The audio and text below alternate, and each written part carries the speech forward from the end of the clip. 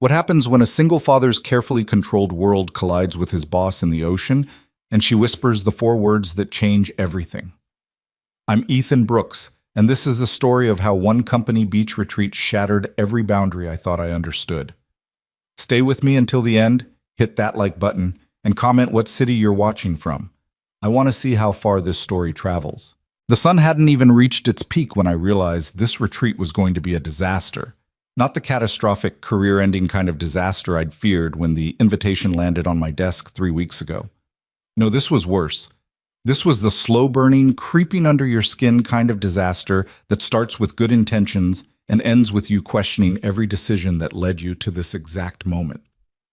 Standing on the white sand of Crescent Bay Resort, watching my 7-year-old daughter Lily chase seagulls with an enthusiasm that threatened to exhaust me just by observation, I felt the familiar weight of single parenthood settle across my shoulders like a weighted blanket.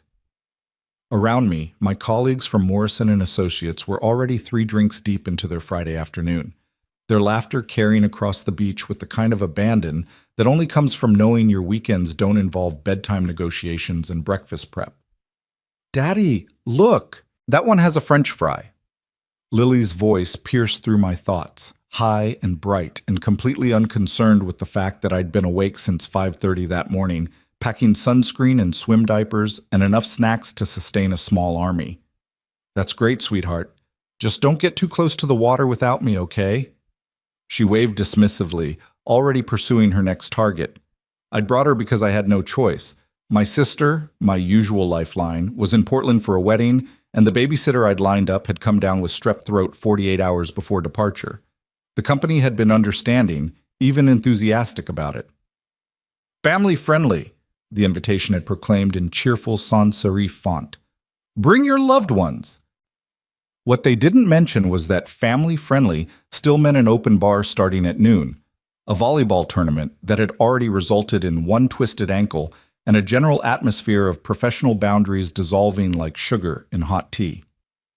I was adjusting the beach umbrella I'd staked into the sand, my little island of responsibility in a sea of tequila sunrises, when I heard her voice. "You came prepared." I turned, and there was Claire Morgan, standing at the edge of my shade, with a smile that seemed both amused and something else I couldn't quite identify. Approval, maybe, or curiosity. My boss, the CEO of Morrison and Associates, the woman whose signature determined my salary, whose approval shaped my career trajectory, whose presence in any room seemed to straighten spines and sharpen focus. Except here, now, she looked different. It wasn't just the obvious. The fact that instead of her usual impeccable suits, she wore a simple white cover-up over what I tried very hard not to notice was a navy blue bikini. It wasn't even the way her dark hair, usually pulled back in that severe bun, fell loose around her shoulders in waves I'd never seen before.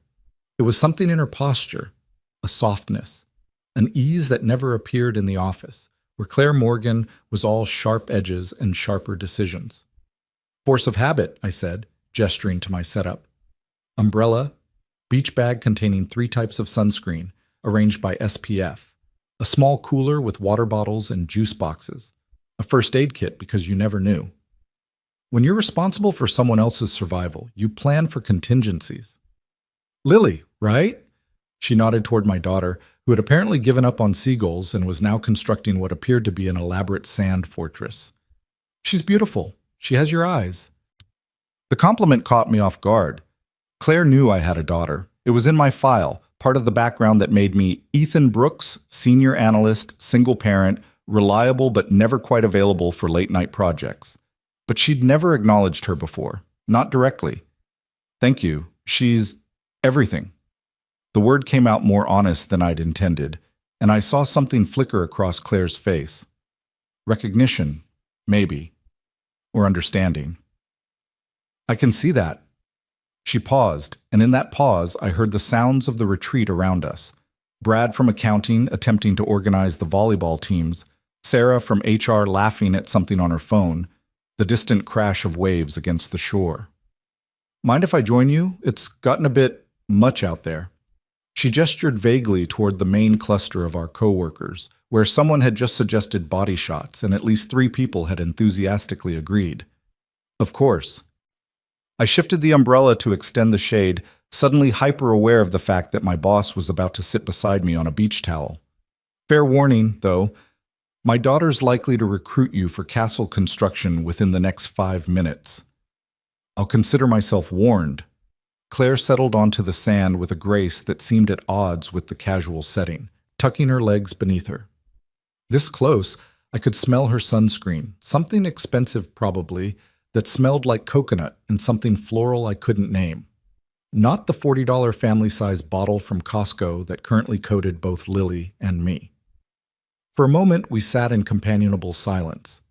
It should have been awkward, boss and employee, hierarchy and professionalism, all those unspoken rules that governed our Monday through Friday existence. But something about the setting, about the sound of the ocean and the warmth of the sun, seemed to suspend those rules, to create a pocket of space where we were just 2 people sharing shade. "Can I ask you something?"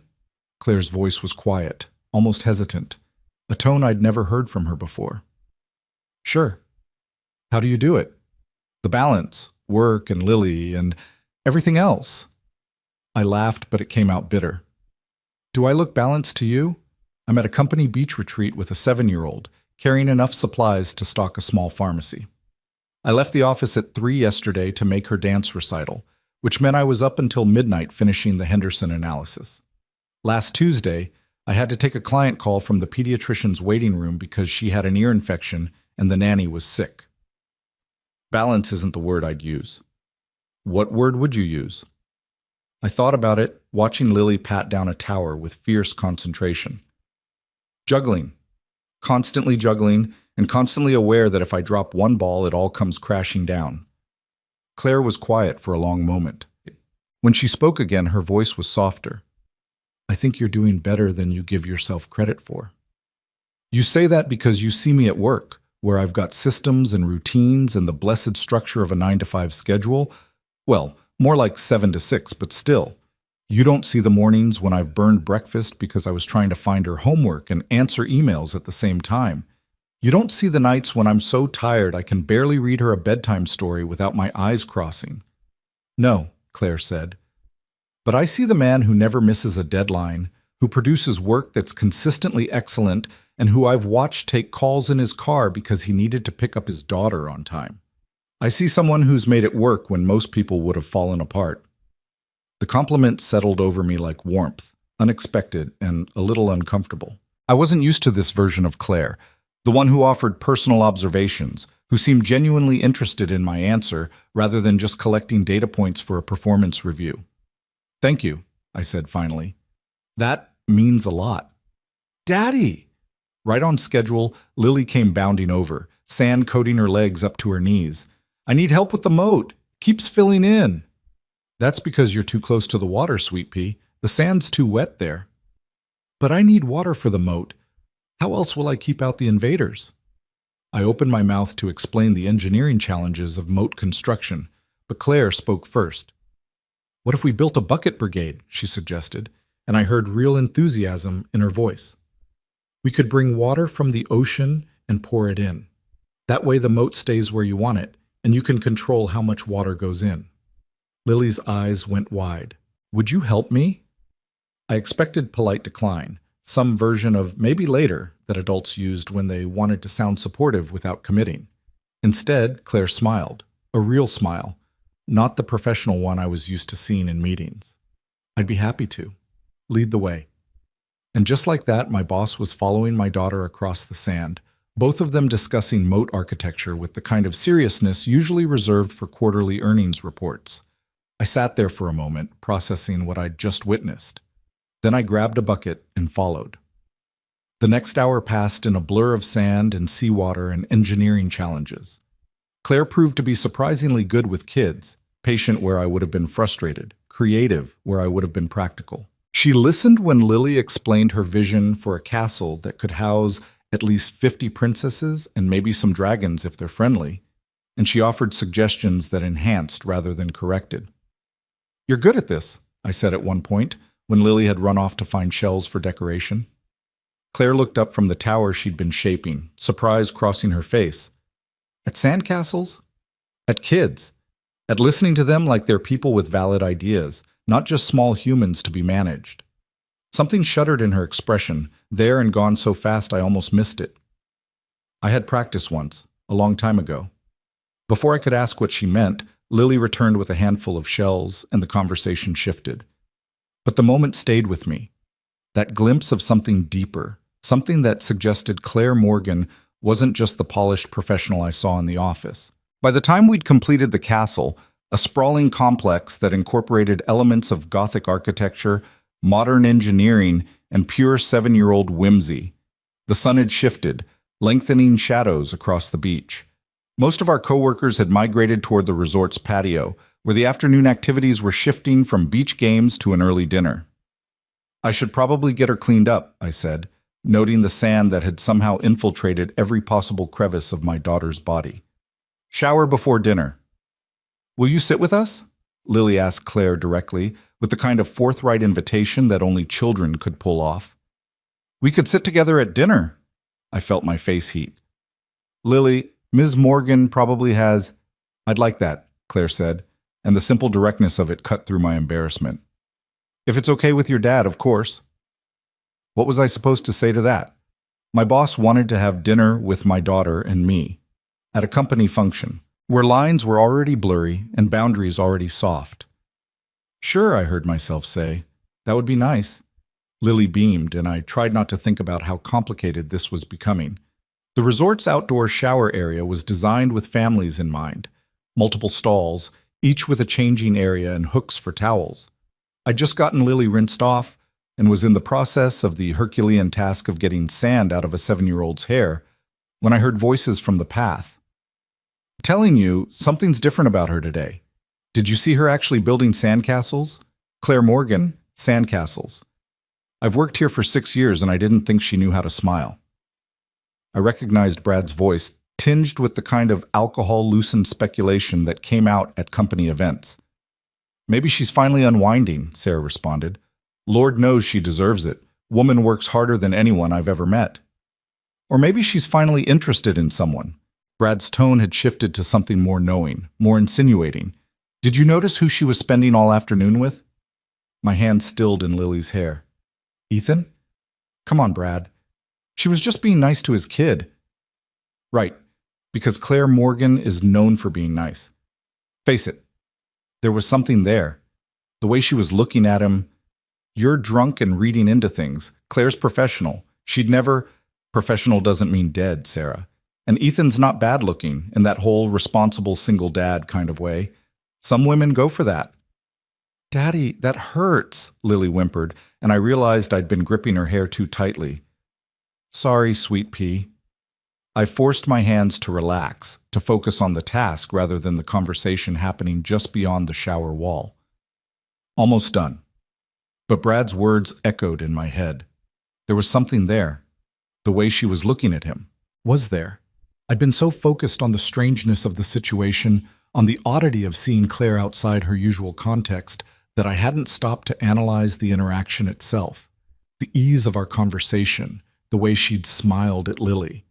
The moment when our hands had brushed reaching for the same bucket, and I'd felt... What? What had I felt? I shut down that line of thinking immediately. Claire was my boss. She was professional and polished and completely out of my league in every conceivable way. Whatever Brad thought he'd seen was alcohol and speculation and the kind of gossip that sprouted at company events like mushrooms after rain. Nothing more. By the time we made it to dinner, the patio was already full. Long tables had been set up overlooking the ocean, strung with lights that would turn magical once the sun set.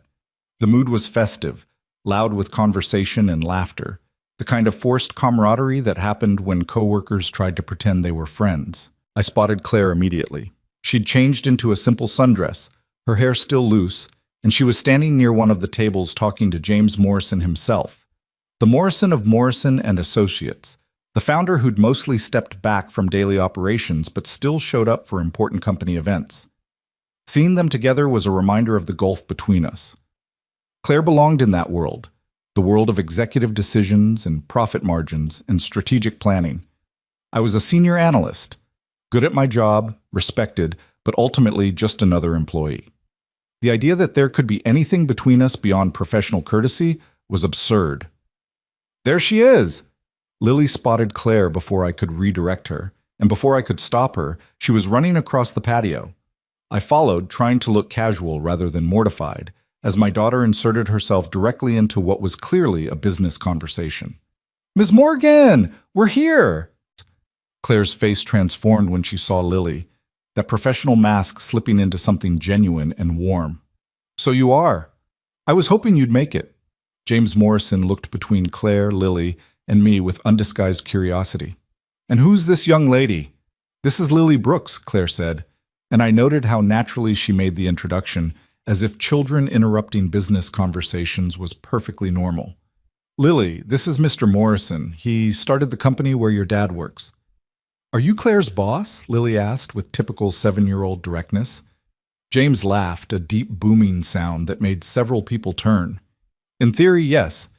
In practice, I think Claire runs circles around all of us. Your father, too, from what I hear. Ethan, good to see you. Didn't know you were bringing family." "Last-minute arrangement," I said, trying to strike the right balance between professional and casual. "Childcare fell through." "Well, we're glad to have you both. Glad to—" "Claire, I'll let you get to dinner. We'll talk more about the Singapore expansion tomorrow."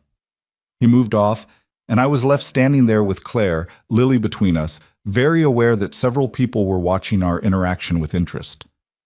"I saved us seats," Claire said, gesturing to a table near the edge of the patio. "Hope that's okay." "More than okay.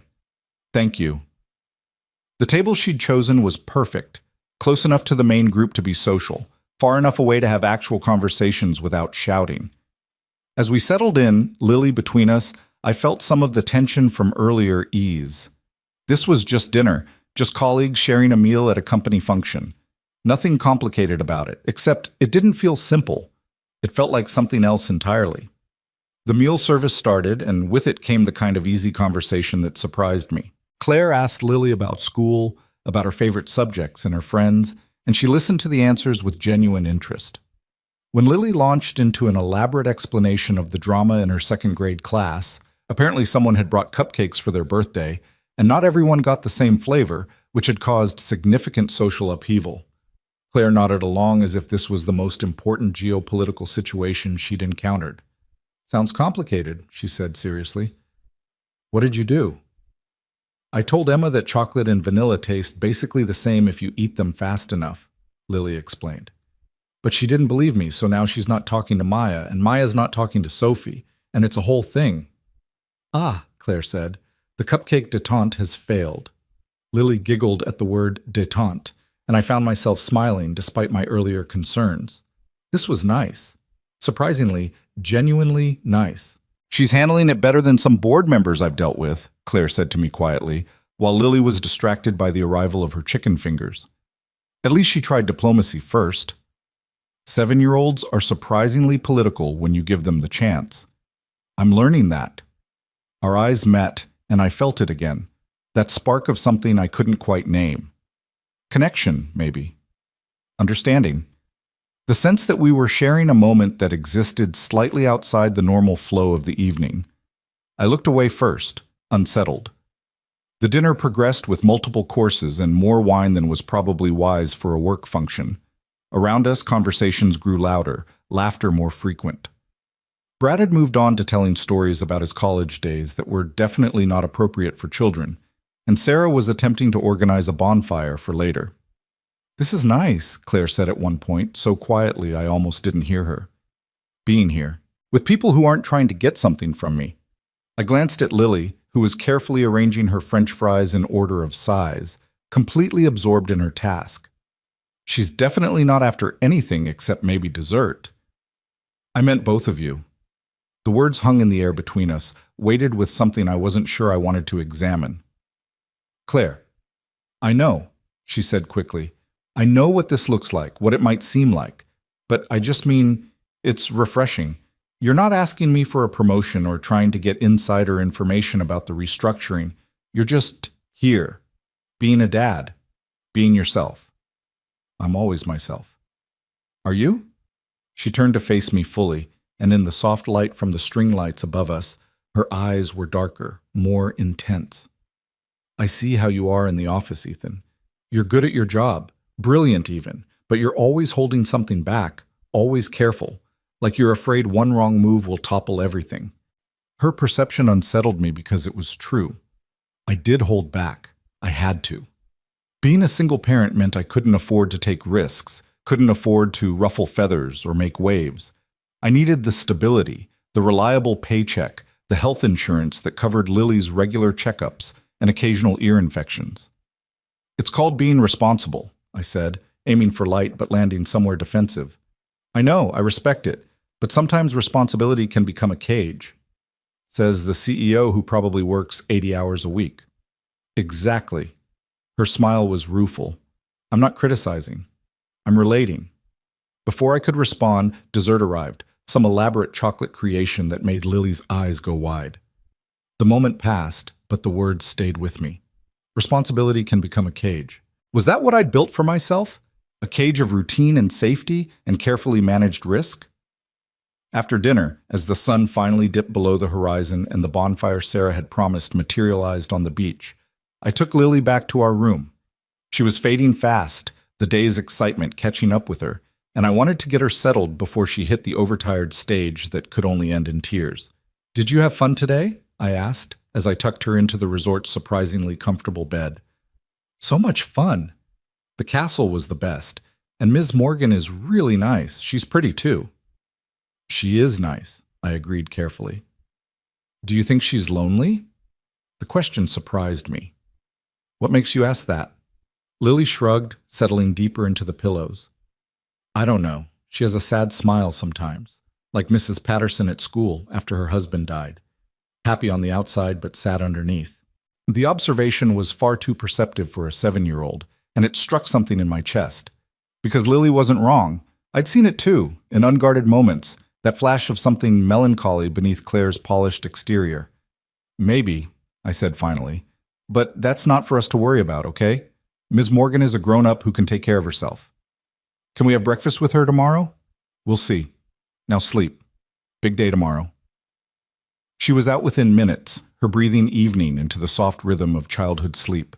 I stood there for a moment, watching her, feeling the familiar surge of love and terror that came with being solely responsible for another human's well-being. I should have stayed in the room, should have taken advantage of the quiet to catch up on emails or read the report I'd brought with me. Should have been responsible. Instead, I found myself walking back down to the beach. The bonfire was still going, surrounded by a smaller group now, the hardcore partiers who'd either skipped dinner or had finished early. I could hear music playing from someone's phone, see silhouettes moving against the flames. I walked in the other direction, away from the noise, toward the quieter stretch of beach where the resort's lights faded into darkness. The moon was nearly full, casting silver across the water, and the sound of the waves was loud enough to drown out thought. Couldn't sleep either? I turned, and there was Claire, standing a few feet away. She'd wrapped a shawl around her shoulders against the evening breeze, and her feet were bare. Lily's asleep. I just needed some air. Me too. It gets exhausting after a while, doesn't it? All that forced cheerfulness. She walked closer, and I was struck again by how different she seemed here. Softer, more human. Like the beach had stripped away some essential professional armor, leaving just the person underneath. Want to walk? She asked. I knew I should say no, should make some excuse about needing to check on Lily or having work to do, should maintain those boundaries that were already feeling dangerously thin. Sure, I said instead. We walked in silence at first, our footprints appearing dark and temporary in the wet sand near the waterline. The ocean stretched out beside us, vast and dark, and full of depths I couldn't see. Can I tell you something? Claire's voice was quiet, nearly lost in the sound of the waves. Something I don't usually talk about? Of course. She was quiet for so long I thought she'd changed her mind. Then, I had a daughter once, not biologically. I was engaged when I was younger, and he had a daughter from a previous relationship, Emma. She was 5 when I met her, 6 when her father and I got engaged. I loved her immediately, completely. My chest tightened. What happened? Her father cheated. Multiple times, apparently.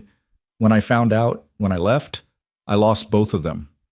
He got full custody. She wasn't mine, not legally, and her mother didn't want me around. I went from being almost mom to nothing overnight. Claire, I'm so sorry. It was 10 years ago. I should be over it by now. But watching you with Lily today, it brought it all back. The way she looks at you, the way you anticipate her needs before she even expresses them.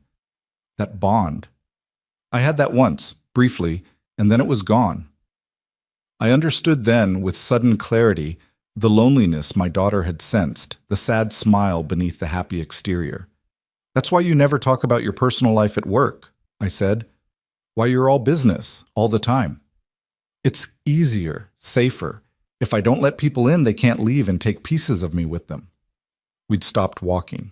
The ocean crashed beside us, each wave reaching toward our feet before retreating. That sounds lonely, I said quietly. It is. She looked at me, and in the moonlight her eyes were bright with unshed tears. But you understand that, don't you? The loneliness of responsibility. The way it's easier to just focus on the job, the child, the things you can control, rather than risk the complications of letting someone in. She was right, and the truth of it hit me like a physical thing. Since Lily's mother had left, had decided that motherhood wasn't for her, and walked away when Lily was 6 months old, I'd built my entire life around avoiding exactly the kind of vulnerability Claire was describing. It was safer to be alone, simpler to focus on work and Lily and nothing else. But standing here, on this beach, with this woman who was somehow both my boss and a stranger, and something that felt almost like a friend, I felt the walls I'd built start to crack.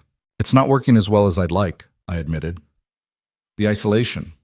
Some days it feels like I'm watching my life happen rather than living it. I know exactly what you mean. The moment stretched between us, heavy with shared understanding and something else, something neither of us was quite willing to name yet. Then Claire stepped closer, close enough that I could feel the warmth of her despite the cool breeze, and said, "Thank you for today, for sharing your daughter with me, for reminding me what I've been missing. Thank you for being kind to her. She doesn't have a lot of women in her life. My sister when she can visit, her teacher, but no one who—" I trailed off, not sure how to finish the thought without making it strange. "No one who could be more?" Claire finished softly. The question hung in the air between us, impossible to answer honestly without changing everything. Before I could try, she turned back toward the resort. "We should get back. Tomorrow's going to be another long day." But neither of us moved, not yet. "Claire," I said, her name feeling oddly intimate on my tongue. "This probably isn't appropriate, but I'm glad you joined us today. Glad you're here." She smiled, and it wasn't her professional smile or even the genuine but careful one from earlier. It was something more vulnerable, more real. "So am I." Then she did turn, and I let her go, watching her silhouette fade into the darkness until she disappeared entirely. I stood there for a long time after, listening to the ocean and trying to figure out what had just happened, what was happening, what it meant that my boss had shared something deeply personal with me, that we'd stood too close on a beach and both felt the pull of something that probably shouldn't exist. Tomorrow we'd be back in the world of team-building exercises and company hierarchies and all the reasons why this, whatever this was, couldn't happen. But tonight, just for tonight, standing on the beach with the taste of possibility in the air, I let myself wonder what if. What if I was brave enough to want something just for myself? What if Claire was too? What if the walls we'd both built could be bridges instead? The ocean had no answers, just wave after wave reaching for the shore and falling back, eternal and patient and unresolved. I walked back to the room slowly, testing the weight of these new feelings, these new possibilities. Lily was still sleeping soundly, one arm thrown over her head in complete abandon. I stood in the doorway watching her, this small person who was my entire world, and felt the familiar grip of terror and love. Whatever happened next, she came first, always. But as I lay in bed that night, listening to my daughter's soft breathing and the distant sound of the ocean, I couldn't stop thinking about Claire's words. Responsibility can become a cage, and I couldn't stop wondering if maybe, just maybe, I was ready to find the key. Morning arrived with the kind of aggressive cheerfulness that only resort staff could muster. Ethan woke to find Lily already awake, sitting cross-legged on her bed and staring out the window at the ocean with the intense focus of a philosopher contemplating existence. "Daddy, do fish ever get tired of swimming?" He checked his phone. 6:45. Of course she was awake early on the one day he could have slept in. "I don't think so, Sweet Pea. It's just what they do." "But don't their fins get sore? When I swim for a long time, my arms get tired." "Fish are built differently than people. Their whole bodies are designed for swimming." She considered this, then nodded as if he'd answered some profound question. "Can we have breakfast with Ms. Morgan again?" There it was. The question he'd been expecting since last night, lying in bed unable to sleep, replaying every moment on the beach with Claire. The way she'd stood close enough for him to count the freckles on her shoulders. The way her voice had cracked when she talked about Emma. The way the space between them had felt charged with possibility. "We'll see if she's available," he said carefully. "Ms. Morgan might have other plans. But she said she wanted to see us again. She told me when you were getting napkins at dinner. She said I could show her my shell collection." Ethan hadn't known about that promise, and something warm unfurled in his chest at the image of Claire making plans with his daughter. Plans that assumed a continuation, a future beyond yesterday's sandcastle building. They made their way down to the resort's breakfast buffet, Lily clutching the small bag of shells she'd collected the previous day. The dining area was less crowded than Ethan had expected. Apparently most of his co-workers were sleeping off the previous night's bonfire and drinking. He recognized a few early risers scattered among the tables, nursing coffee and staring at their phones with the glazed expression of people checking work emails on vacation. Claire wasn't there. Ethan felt the disappointment like a physical thing, which was ridiculous. She was his boss. She had no obligation to have breakfast with him, no reason to continue the unexpected intimacy of yesterday. Whatever had happened on the beach last night was probably just a moment, a brief crack in the professional facade that would seal itself back up in the daylight. He was loading Lily's plate with fruit and yogurt when he heard her voice behind him. "I was hoping I'd find you here." He turned too quickly, nearly dropping the serving spoon. Claire stood there in jeans and a soft blue sweater, her hair pulled back in a ponytail that made her look younger, more approachable. She carried 2 cups of coffee, and she held one out to him with a small smile. "Black, right? I've seen you in enough morning meetings to know your order." The gesture was simple, but it felt significant. She'd noticed. She'd remembered.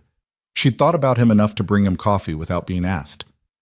"Thank you," he managed, taking the cup. Their fingers brushed, and he felt that spark again, undeniable now in the bright morning light. "Ms. Morgan, you came!" Lily had spotted them and was racing over with the enthusiasm that characterized all her movements. "I brought my shells to show you." "I'm so glad. Should we find a table?" They settled by the windows overlooking the beach, and Lily immediately launched into detailed descriptions of each shell in her collection. Claire listened with the same attention she gave to board presentations, asking questions about where each one was found and what made it special. Ethan watched them, his daughter's animated face and Claire's genuine interest, and felt something shift inside him. This wasn't just his boss being polite. This was Claire choosing to spend her morning with them when she could have been anywhere else, doing anything else. "This one's my favorite," Lily said, holding up a small spiral shell that had a pink interior. "It's like it's hiding a secret inside." "It is beautiful," Claire agreed. "Sometimes the best things are the ones you have to look closely to see." Her eyes flicked to Ethan as she said it, and he felt heat rise in his face. "Lily, why don't you go get some more orange juice?" he suggested, needing a moment to collect himself. Once his daughter was out of earshot, Claire leaned forward slightly. "I'm sorry if this is too much. If I'm overstepping, I woke up thinking about yesterday, and I wanted to see you both again." "You're not overstepping," Ethan said, and meant it. "But I have to ask, what are we doing here, Claire? Because from the outside, this probably looks like I'm showing favoritism to one of my employees. Like there's something inappropriate happening." She smiled, but it didn't reach her eyes. "I know how it looks. I've been thinking about that too. And I don't have a good answer. I just know that yesterday was the first time in years I felt like a person instead of a position. The first time I've laughed without calculating how it would be perceived. The first time I've wanted to spend time with someone just because I enjoyed their company, not because it served some professional purpose. The honesty in her voice made Ethan's chest tight. He understood exactly what she meant because he felt it too, this sense of stepping outside the carefully constructed roles they'd both built for themselves. My sister asked me once why I don't date, he said quietly. Why I don't even try. I told her I didn't have time, that Lily was my priority, that it was too complicated. But the truth is, I was scared. Scared of letting someone in and having them leave. Scared of Lily getting attached to someone who might disappear. Scared of wanting something just for myself and having it fall apart. And now? Lily was making her way back, carefully carrying a cup of orange juice that threatened to slosh over the sides with each step. Now I'm still scared, Ethan admitted, but maybe that's not a good enough reason anymore. Claire's expression softened, and she reached across the table to briefly touch his hand. The contact lasted only a second, but it felt like a promise. The rest of breakfast passed in easy conversation, the three of them falling into a rhythm that felt natural despite its impossibility. When they finished, Claire suggested a walk on the beach before the day's scheduled activities began. There's supposed to be some kind of team scavenger hunt thing this afternoon, she said with a grimace. Mandatory fun according to the itinerary, but we have a few hours before that starts. The beach was quieter in the morning, populated mostly by joggers and early rising families. They walked along the waterline, Lily running ahead to investigate tide pools while Claire and Ethan followed at a slower pace. Tell me about her mother, Claire said suddenly. If that's not too personal. Ethan had learned to expect this question, though it never got easier to answer. We weren't together long, a few months. When she got pregnant, we tried to make it work. Moved in together, made plans. But after Lily was born, she couldn't handle it. Said she felt trapped, that motherhood wasn't what she expected.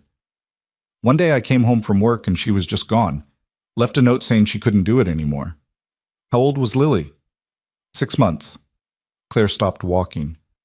She left a 6-month-old baby? I was angry for a long time, furious actually, but eventually I realized that she did the right thing. If she couldn't be present, couldn't commit, it was better for Lily that she left rather than staying and resenting her. Doesn't mean it doesn't hurt Lily sometimes, wondering why her mother didn't want her, but at least she has one parent who's all in. You're a good father, Ethan, the best kind. I'm just doing what needs to be done. No, Claire said firmly. You're doing more than that. You're showing up every day with your whole heart. That's not obligation. That's love. They watched Lily crouch beside a tide pool, her finger carefully touching the water's surface. What about you? Ethan asked. After Emma. After everything. Did you ever want to try again? Find someone? Maybe have kids of your own? Claire was quiet for a long moment. I threw myself into work instead. Built my career into something I could control, something that couldn't leave me. I told myself it was enough, that professional success could fill all the spaces that personal connection used to occupy. Did it? What do you think? Her voice was light, but Ethan heard the loneliness underneath. He understood it because he'd been living it too, this half-life of responsibility and routine, of being needed but not necessarily wanted, of competence masking emptiness. Daddy, look!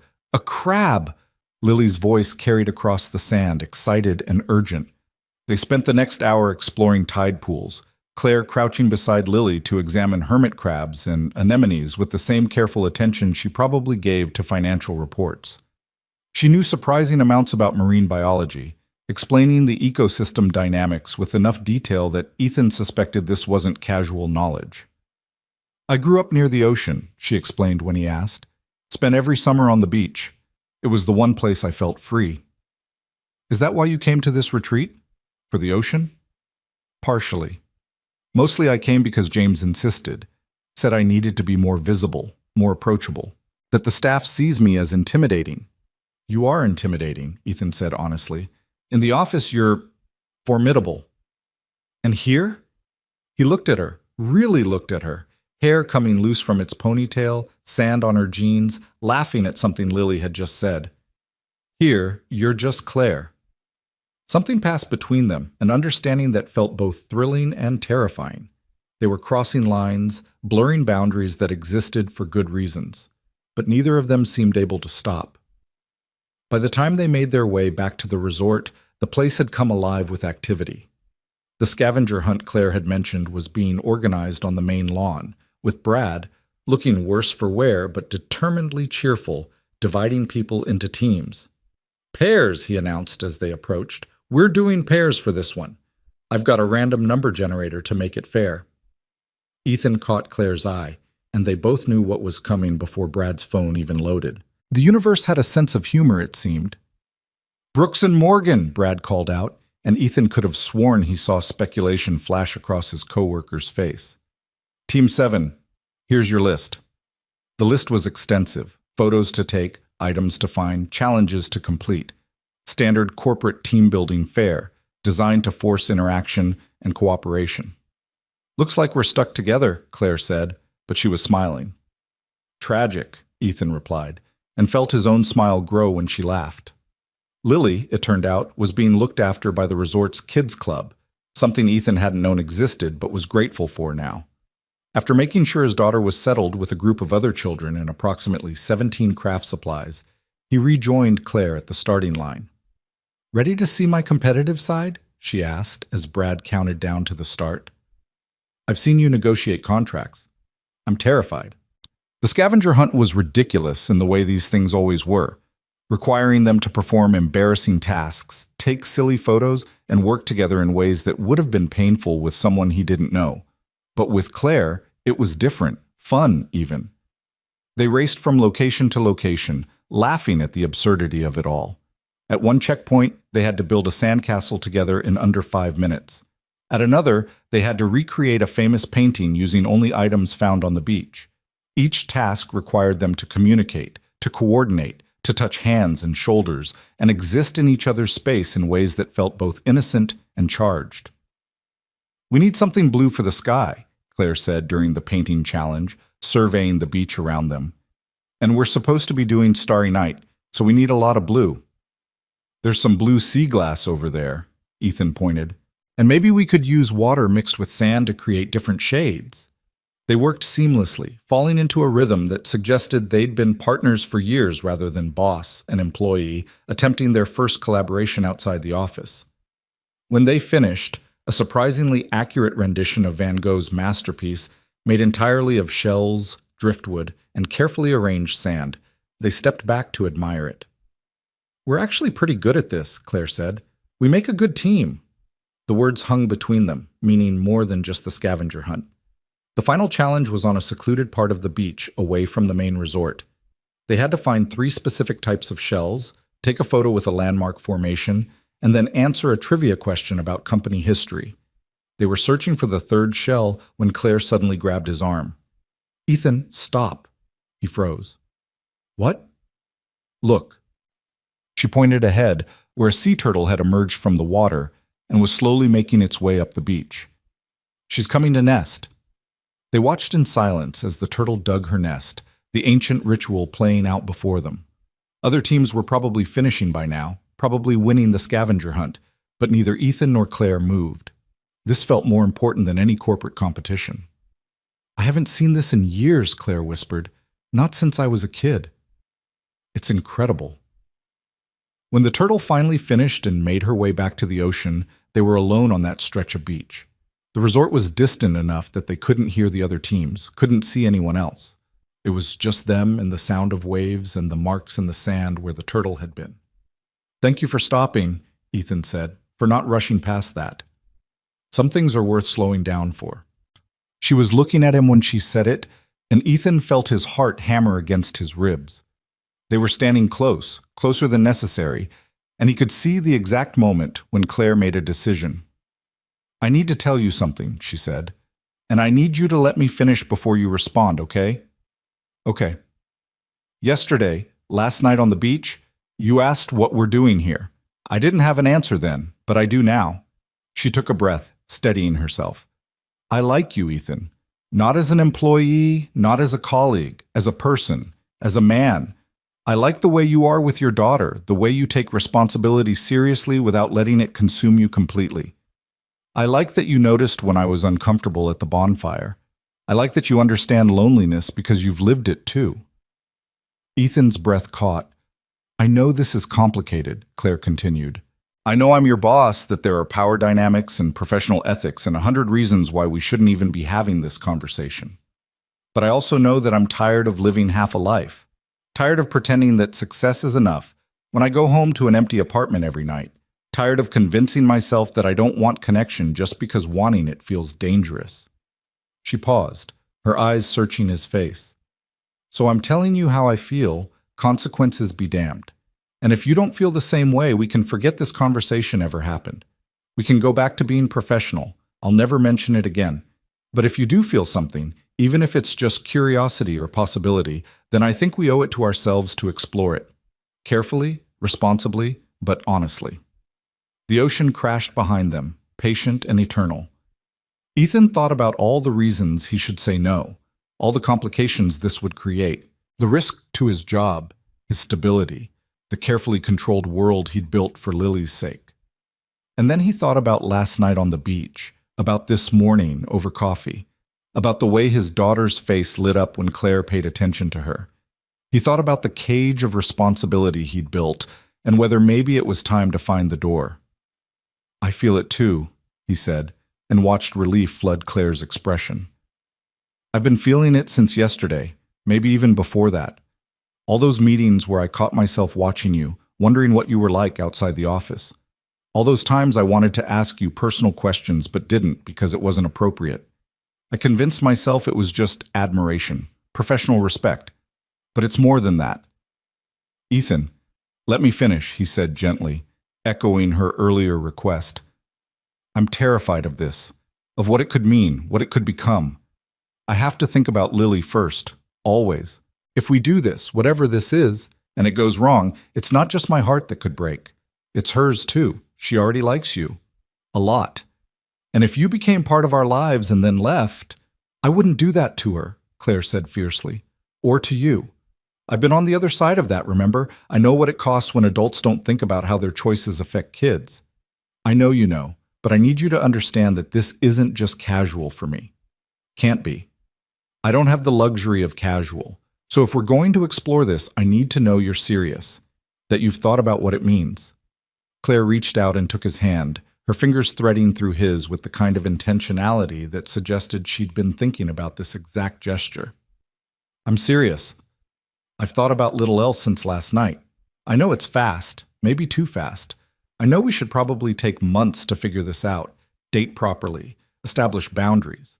But I also know that I'm 42 years old, that I've spent the last decade building walls, and that you're the first person who's made me want to tear them down. We'll have to be careful, Ethan said, even as he squeezed her hand, for Lily's sake.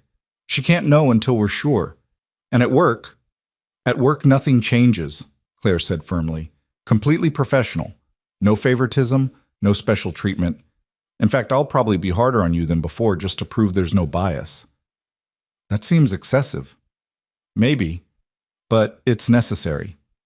This only works if we're both absolutely committed to keeping the personal and professional separate. Ethan thought about all the rom-coms he'd never watched, all the dating advice he'd never needed. This wasn't how these things usually went, he suspected. Most people didn't start relationships with negotiations about boundaries and professional ethics. But most people weren't a single father and a CEO trying to navigate an impossible situation. Okay, he said finally. We try this. Carefully. Honestly. With Lily's well-being as the absolute priority. With Lily's well-being as the priority, Claire agreed.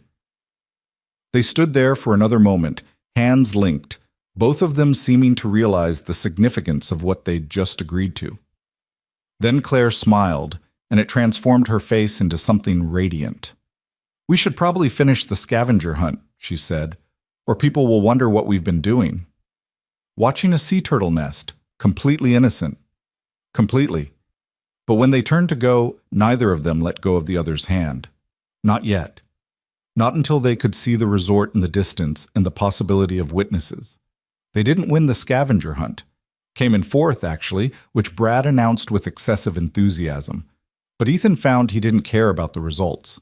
He'd won something more important, the possibility of something real with someone who understood him. The rest of the afternoon passed in a blur of company activities.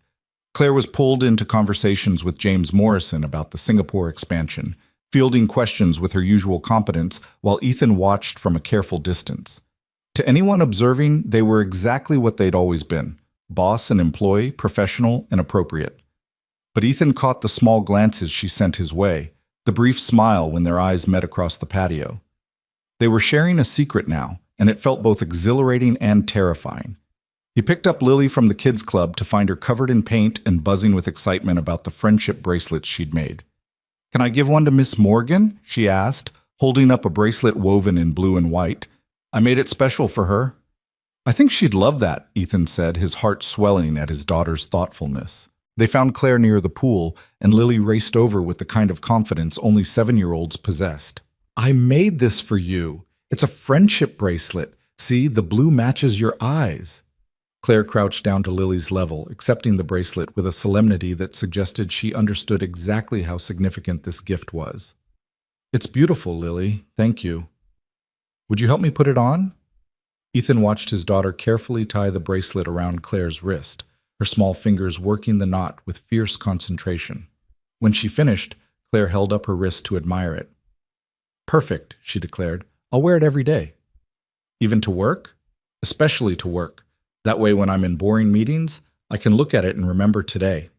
The casualness of the promise that there would be future days, that this wasn't just a weekend anomaly, made Ethan's chest tight with hope. Dinner that night was a formal affair, the resort's final event before everyone returned to reality tomorrow. Long tables were set up in the main dining room, and Ethan found himself seated between a marketing analyst he barely knew and Sarah from HR, who kept giving him knowing looks that suggested the gossip mill had been active. Claire was at the head table with James Morrison and the other executives, far enough away that conversation was impossible. But several times during the meal, Ethan looked up to find her watching him, and each time their eyes met, he felt that spark of connection that was becoming familiar. After dinner, there was dancing. Ethan normally avoided these situations. Single dad at a work function wasn't exactly prime dancing material, but Lily had different ideas. "Dance with me, Daddy." So he found himself on the makeshift dance floor, swaying awkwardly to music that was too loud while his daughter spun in circles. Other people joined in, couples, coworkers who'd had enough wine to forget their self-consciousness, even James Morrison attempting what might have been the cha-cha with his wife. Then Claire was there, smiling down at Lily. "Mind if I cut in? You want to dance with Daddy?" Lily's eyes went wide. "Actually, I was hoping to dance with you first, if that's okay with your dad." Ethan nodded, unable to speak past the lump in his throat, and watched as Claire swept his daughter into a proper waltz position. She led Lily around the floor with the grace of someone who'd had lessons, making his daughter feel like a princess, and Ethan fell a little bit more. When the song ended and a faster one began, Claire finally turned to him. "Now you? I should warn you, I'm not very good at this." "Neither am I. We'll be terrible together." They danced, and she was right. They were objectively bad at it, stepping on each other's feet and losing the rhythm. But it didn't matter because Claire was laughing, really laughing, and Ethan felt lighter than he had in years. "Thank you," she said when the song ended. "For today, for being brave enough to say yes. Thank you for asking." They stood there in the middle of the dance floor, people moving around them, existing in a bubble that felt separate from everything else. Tomorrow they'd go back to being boss and employee, back to professional distance and appropriate boundaries. But tonight, just for tonight, they could be something else, something that felt a lot like the beginning of everything. The final morning of the retreat arrived with a different quality of light, as if the sun itself understood that this was an ending. Ethan woke early, lying in the dim room and listening to Lily's soft breathing, thinking about everything that had shifted in the past 48 hours. In 2 days, he'd gone from dutiful employee maintaining careful distance to a man who'd held his boss's hand on a beach and promised to try something that defied every logical boundary he'd established for himself. The responsible part of him, the part that had kept him and Lily safe and stable for 7 years, was screaming warnings. This was reckless, dangerous, a potential disaster that could cost him his job, his reputation, the security his daughter needed. But another part, one he'd buried so deep he'd almost forgotten it existed, was whispering something different. What if this is worth the risk? What if playing it safe has cost you more than you've gained? He was still wrestling with these thoughts when his phone buzzed with a text message. Morning activity is a team scavenger hunt on kayaks. Want a partner? Or is that too obvious? The message was from a number he didn't have saved, but he knew immediately it was Claire. She must have gotten his contact information from HR, which should have felt like an overstep, but instead made him smile. He typed back quickly before he could overthink it. Lily can't kayak yet. I'll have to sit this one out. The response came almost immediately. What if she came with us? 3-person kayak. Resort has them. Ethan stared at the message, his heart doing something complicated in his chest. Claire was suggesting including his daughter in their partnership, making space for Lily rather than treating her as an obstacle. The thoughtfulness of it, the deliberate inclusion, made him ache with something he didn't want to name yet. She'd love that, he typed. Then after a pause added, thank you for thinking of her. Always. One word, but it carried the weight of a promise. An hour later, they were standing at the resort's dock, Lily bouncing with excitement as a staff member helped them into a wide, stable kayak designed for families. Claire took the front position, Ethan the back, and Lily was settled in the middle with her own smaller paddle and a life jacket that was almost comically oversized. The goal is to paddle to 3 different checkpoints around the bay, Brad explained to the assembled teams, most of whom looked significantly less enthusiastic than Lily. At each checkpoint, you'll find a challenge. Complete all 3 and paddle back. First team to finish wins. What do we win? Someone called out. The satisfaction of victory and a gift card to the resort restaurant. Several people groaned, but Lily was already gripping her paddle with fierce determination. We're going to win, she announced. Right, Ms. Morgan? Absolutely, Claire said, matching Lily's seriousness. Between the 3 of us, we're unstoppable. They pushed off from the dock, the kayak wobbling slightly before finding its rhythm. Ethan had kayaked before, years ago in college, but Claire moved with the easy confidence of someone who'd done this recently. She set a steady pace that Lily tried valiantly to match, her small paddle dipping into the water with more enthusiasm than technique. You're doing great, sweet pea, Ethan encouraged. Nice, smooth strokes. Like this? Lily adjusted her form and he felt a surge of pride at how quickly she adapted. They glided across the bay's calm water, passing other teams who were either struggling with coordination or stopping to take selfies. The first checkpoint was a small inlet marked with a bright orange buoy, and as they approached, Ethan could see a waterproof container attached to it. Claire reached out and grabbed it, pulling out a laminated card. Challenge 1. As a team, list 10 things you have in common. Write them on the provided paper and return it to the container. That's easy, Lily said. We all like the beach. Good start, Claire said, accepting the pencil and paper from the container. What else? We all like sandcastles, Lily continued, and we all think orange juice is better than apple juice. Do we all think that? Ethan asked, amused. Well, we should. It's a fact. Claire was writing down Lily's suggestions, a smile playing at her lips. What about we all value honesty? That's a good one, Ethan said, catching her eye. There were layers to that statement, acknowledgments of the conversations they'd had about being truthful with each other, about not hiding behind professional facades. We all like learning new things, Claire added. We all think families are important. We all appreciate kindness. They filled out the list quickly, a mix of silly observations from Lily and more thoughtful ones from the adults. When they returned the paper to the container and pushed off toward the second checkpoint, Ethan noticed how naturally they'd worked together, finishing each other's thoughts and building on each other's ideas. You know what else we have in common? Claire said, her voice carrying back over her shoulder. We're all terrible at kayaking in a straight line. It was true. They'd been zigzagging across the water, Lily's enthusiastic but uncoordinated paddling throwing off their trajectory. But somehow that made it better, more fun. This wasn't about winning, Ethan realized. It was about the 3 of them learning to move together, to adjust and accommodate and find their rhythm. The second checkpoint was farther out, near a cluster of rocks where seals sometimes sunbathed. As they approached, Lily squealed with delight. Look, baby seals! Sure enough, 3 young seals were lounging on the rocks, watching the kayaks with mild interest. Claire stopped paddling to let them drift closer, and for a few minutes they just floated there, observing the animals.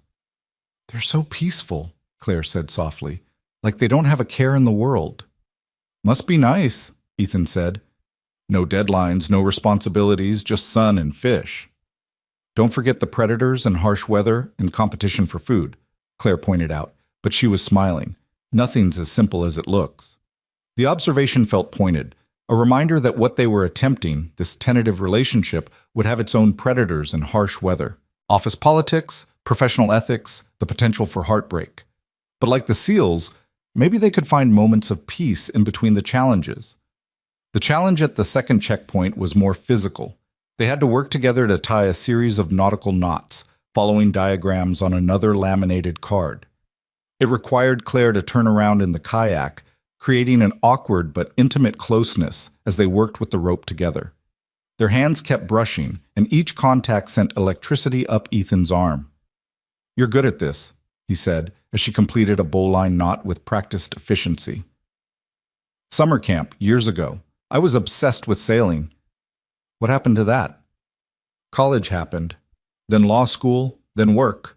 Life gets in the way of the things we love sometimes." Lily was struggling with a square knot, her small fingers fumbling with the rope. Claire noticed and gently guided her hands without taking over, showing her the motion until Lily got it right. "I did it!" Lily's face glowed with accomplishment. "You absolutely did. You're a natural sailor." The praise made Lily beam, and Ethan felt his throat tighten. This was what he'd been protecting his daughter from by avoiding relationships, the risk of attachment to someone who might leave. But watching Claire's genuine pride in Lily's small victory, he wondered if he'd been protecting her from the wrong thing. Maybe the real danger wasn't letting people in. Maybe it was teaching his daughter that walls were safer than bridges. They completed the knots and headed toward the third checkpoint, which was marked on the map as being near a small island at the far end of the bay.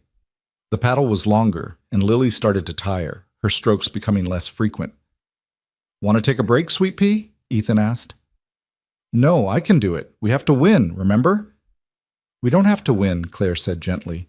"We're just here to have fun together." "But you said we were unstoppable." "We are, which means we're unstoppable, whether we come in first or last. Being unstoppable isn't about beating other people. It's about not giving up on each other." The wisdom in that statement wasn't lost on Ethan. Claire wasn't just talking to Lily, she was talking to both of them, about what they were building, about commitment that went beyond competition or achievement. The third checkpoint was in a quiet cove, sheltered from the main bay by the small island. As they paddled into the protected water, Ethan noticed they were alone. The other teams had either taken different routes or were still working on earlier challenges. Claire retrieved the final challenge card and read it aloud. "Share something you've learned this weekend. It can be about yourself, about your teammates, or about life in general. Discuss as a team." For a moment, nobody spoke. The kayak drifted gently, waves lapping against its sides, and Ethan felt the weight of the question settle over them. "I learned that I'm good at making friends," Lily said finally. "Even with grown-ups. Miss Morgan is my friend now, right?" "Absolutely," Claire said, her voice thick with emotion. "You're one of my favorite people, Lily." "What did you learn, Ms. Morgan?" Claire was quiet for a long moment, her paddle resting across the kayak. When she spoke, her voice was soft but steady. "I learned that I've been afraid of the wrong things. I thought letting people in would make me vulnerable, would give them power to hurt me. But being alone, that's its own kind of hurt. And maybe being vulnerable with the right people isn't weakness. Maybe it's the bravest thing you can do." Lily nodded sagely, as if Claire had just explained the meaning of life. "What about you, Daddy?" Ethan looked at the back of Claire's head, at the way sunlight caught in her dark hair, at his daughter sitting between them, connecting them physically, the way she was starting to connect them emotionally. "I learned that being responsible doesn't have to mean being alone," he said carefully. "That maybe I've been so focused on keeping you safe that I forgot we both deserve to be happy too. That sometimes the scary choice is also the right one."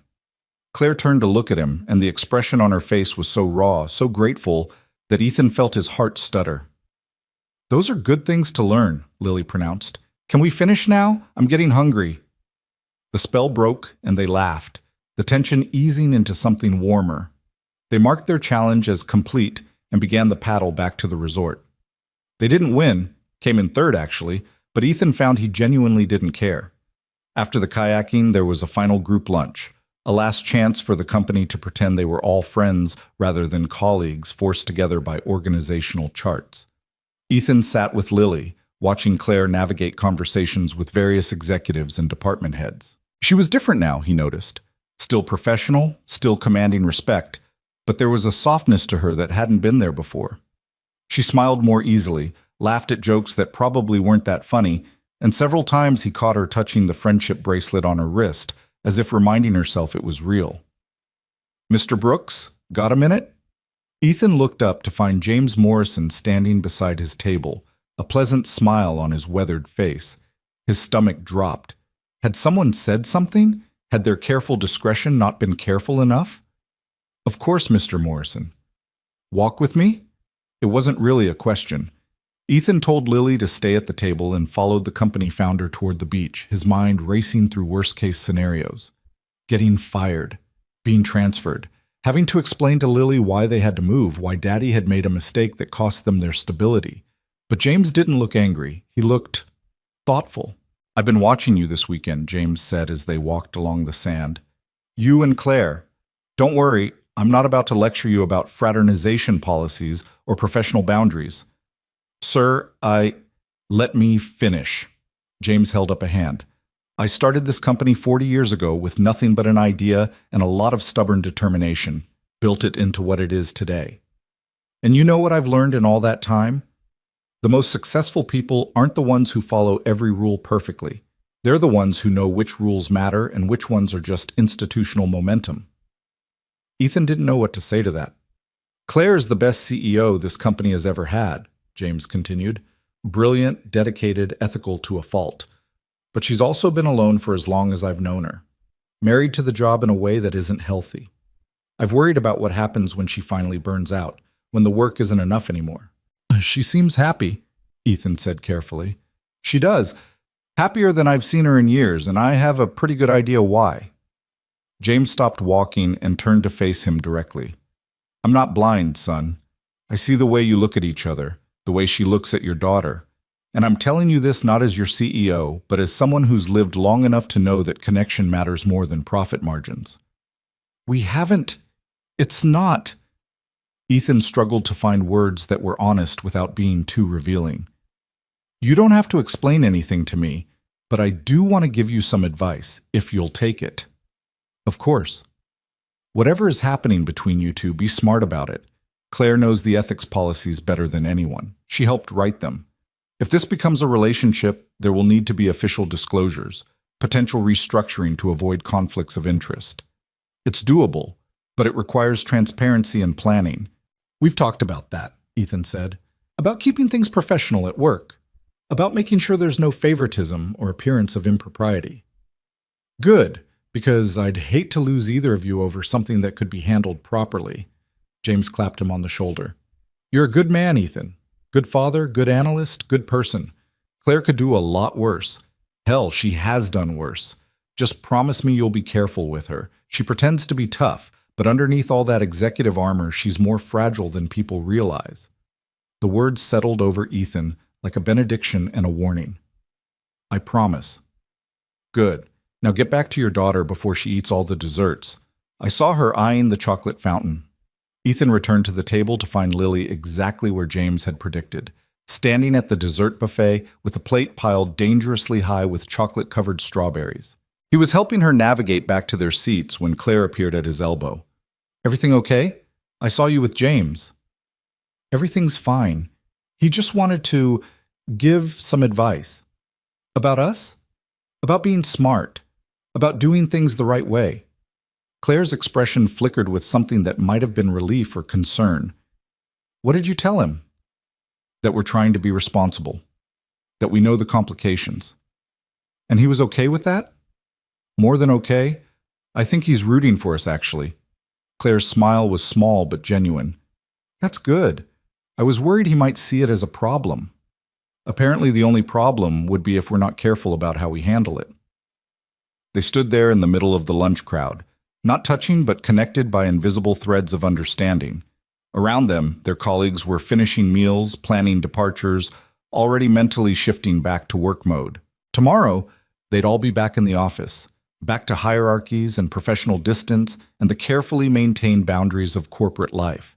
But something fundamental had shifted. They'd made a choice, and there was no taking it back now. The afternoon wound down with people slowly trickling out, packing cars and saying goodbyes. Ethan had loaded most of their belongings into his car when Claire found him in the parking lot. "So this is it," she said. "Back to reality." "Back to reality," he echoed. "We should talk about how we want to handle this. At work, I mean." Ethan glanced around, making sure they were alone. "Complete professionalism. No personal conversations during work hours. No special treatment. We keep our personal lives completely separate from the office." "Agreed. Which means I probably can't have lunch with you, even casually. Can't be seen showing favoritism. I'll make sure my work speaks for itself. No relying on our relationship for advancement or special consideration." "And outside of work?" That was the question, wasn't it? How did they navigate this new territory when their entire connection had started in a work context? "Can I take you to dinner?" Ethan asked. "A real date, just the two of us. Friday night, if you're free." "I'm free." "Should we meet somewhere? Keep it discreet?" "Unless you want to deal with office gossip on Monday, probably a good idea." Claire smiled, but it didn't quite reach her eyes. "I hate this part, the sneaking around, the hiding. It feels dishonest." "It's temporary," Ethan said. "Just until we figure out what this is, whether it's something that can work long term. Once we know it's serious, we can be transparent about it, file the proper disclosures, deal with any necessary restructuring." "You've really thought this through." "I have to. I can't afford to be impulsive, not with Lily depending on me." "I know. It's one of the things Claire trailed off, seeming to catch herself. "It's one of the things I respect about you." But Ethan heard what she'd almost said, and his heart kicked against his ribs. Lily appeared then, running across the parking lot with her backpack bouncing. "Daddy, I can't find Mr. Snuggles." "Did you check under your bed?" "I checked everywhere." Ethan sighed, knowing they'd have to go back to the room for one more search. Mr. Snuggles was a stuffed elephant that Lily had owned since she was 2, and bedtime without him was a battle not worth fighting. "I'll help look," Claire offered. "You don't have to." "I want to." So the three of them trooped back to the room, searching under beds and in corners until Claire triumphantly produced Mr. Snuggles from behind the bathroom door, where he'd apparently fallen during the morning rush. "You found him!" Lily threw her arms around Claire's waist in a spontaneous hug that made Claire's eyes go wide with surprise and then soft with affection. "Of course I did. Mr. Snuggles and I have an understanding." "What kind of understanding?" "That he needs to stay where you can find him, and I need to be observant enough to spot hiding elephants." Lily giggled, and Ethan felt something crack open in his chest. This was what he'd been afraid of, his daughter getting attached, loving someone who might not stay. But watching them together, seeing the genuine care in Claire's expression, he wondered if maybe the risk was worth it. They said their goodbyes in the parking lot, keeping it professional despite Lily's insistence that they needed a group hug. Claire compromised with individual hugs, a long, tight embrace with Lily, and a brief, careful one with Ethan that still managed to feel significant. "Friday," she said quietly, her breath warm against his ear. 7 o'clock. "There's a little Italian place in Westbrook, far enough from the office that we're unlikely to run into colleagues. I'll be there. And Ethan, thank you for this weekend, for taking a chance." "Thank you for asking me to." The drive home was quiet, Lily dozing in the back seat while Ethan navigated familiar highways back toward their regular life. He thought about Monday morning, about walking into the office and seeing Claire in her natural habitat, all business and authority. Would he be able to look at her the same way? Would she be able to maintain her professional distance knowing what they'd shared? His phone buzzed at a red light. Another message from Claire's number. "I already miss you both." He typed back quickly. "Same. See you Friday." It was such a simple exchange, but it felt momentous. They'd crossed a line, stepped into new territory, and there was no map for where they were going. Just faith that the destination was worth the uncertain journey. When they got home, Lily helped him unpack. chattering about all her favorite moments from the weekend. The sandcastle, the kayaking, the seals, and always, woven through everything, mentions of Ms. Morgan. "Is she going to be our friend now?" Lily asked as Ethan tucked her into her own bed that night. "Like, can we see her outside of work stuff?" "Maybe," Ethan said carefully. "Would you like that?" "Yeah, she's nice, and she listens when I talk, like what I'm saying actually matters." "What you say always matters, Sweet Pea." "I know, but grown-ups don't always think so. Ms. Morgan does, though." After Lily fell asleep, Ethan sat in his living room staring at nothing, processing everything that had happened. In 72 hours, his entire world had tilted on its axis. He'd gone from safely isolated single father to a man tentatively reaching for connection with someone who could either complete his life or completely upend it. The responsible choice would be to pull back, to thank Claire for a nice weekend and then politely extract himself before anyone got hurt, to prioritize stability over possibility. But James Morrison's words kept echoing in his head. The most successful people aren't the ones who follow every rule perfectly. They're the ones who know which rules matter. What mattered was honesty. What mattered was putting Lily first. What mattered was being brave enough to try, even when the outcome was uncertain. His phone buzzed again. Claire, sending a photo. It was her wrist, the friendship bracelet Lily had made still tied there. "Wearing it to work tomorrow," the message read. "Let them wonder." Ethan smiled and sent back a simple heart emoji, then immediately wondered if that was too much, too fast. But Claire responded with one of her own, and he felt the fear ease slightly. They were doing this, really doing this. Taking a chance on something that defied logic and professionalism and every safe choice he'd made in the past 7 years. And for the first time in longer than he could remember, Ethan Brooks felt truly, terrifyingly, wonderfully alive. Monday morning arrived with the cruel efficiency of all Mondays, dragging Ethan from sleep at 5:30 when his alarm pierced the quiet darkness. He lay there for a moment, staring at the ceiling and trying to reconcile the man who'd held Claire Morgan's hand on a beach 3 days ago with the employee who would see her across a conference table in 4 hours. The weekend felt like a dream now, something that had happened to someone else. In the harsh light of a workday morning, with Lily needing breakfast and his inbox already pinging with urgent messages, the idea that he and the CEO of his company were attempting some kind of relationship seemed absurd. But then his phone buzzed with a text message. "First day back? Ready to be completely professional and appropriate?" He smiled despite his anxiety. "As ready as I'll ever be. You?" Terrified, but trying to remember why we decided this was worth it. We decided it was worth it because isolation was killing us slowly, and at least this way we get to feel alive while we panic. That's remarkably dark for 6 in the morning. I haven't had coffee yet. Give me an hour, and I'll be inspirational. I'll hold you to that. See you at the office, where I will ignore you professionally. I look forward to being professionally ignored. The exchange eased something in Ethan's chest, reminded him that Claire was as nervous about this as he was. They were in it together, fumbling through uncharted territory with nothing but good intentions and mounting feelings they hadn't quite named yet. Getting Lily ready for school was its usual controlled chaos. She couldn't find her homework, then couldn't decide between 2 different hair ribbons, then announced that she absolutely needed to bring her favorite rock to show and tell, despite the fact that show and tell was on Fridays, and today was Monday. "We'll save it for Friday," Ethan said, guiding her toward the door with the gentle insistence of a parent who'd learned to pick his battles. "But what if I forget by Friday? What if this rock is the most important thing I ever show and I miss my chance?" "Then we'll deal with that tragedy when Friday comes. Right now we need to get you to school and me to work." In the car, Lily was quieter than usual, staring out the window with an expression that Ethan had learned meant she was working up to asking something. "Daddy?" "Yes, Sweet Pea? Are you going to marry Miss Morgan?" Ethan nearly drove off the road. "What? Why would you ask that?" "Because you like her, I can tell. And she likes you. That's what happens in movies. People like each other and then they get married." "Real life is more complicated than movies, Lily."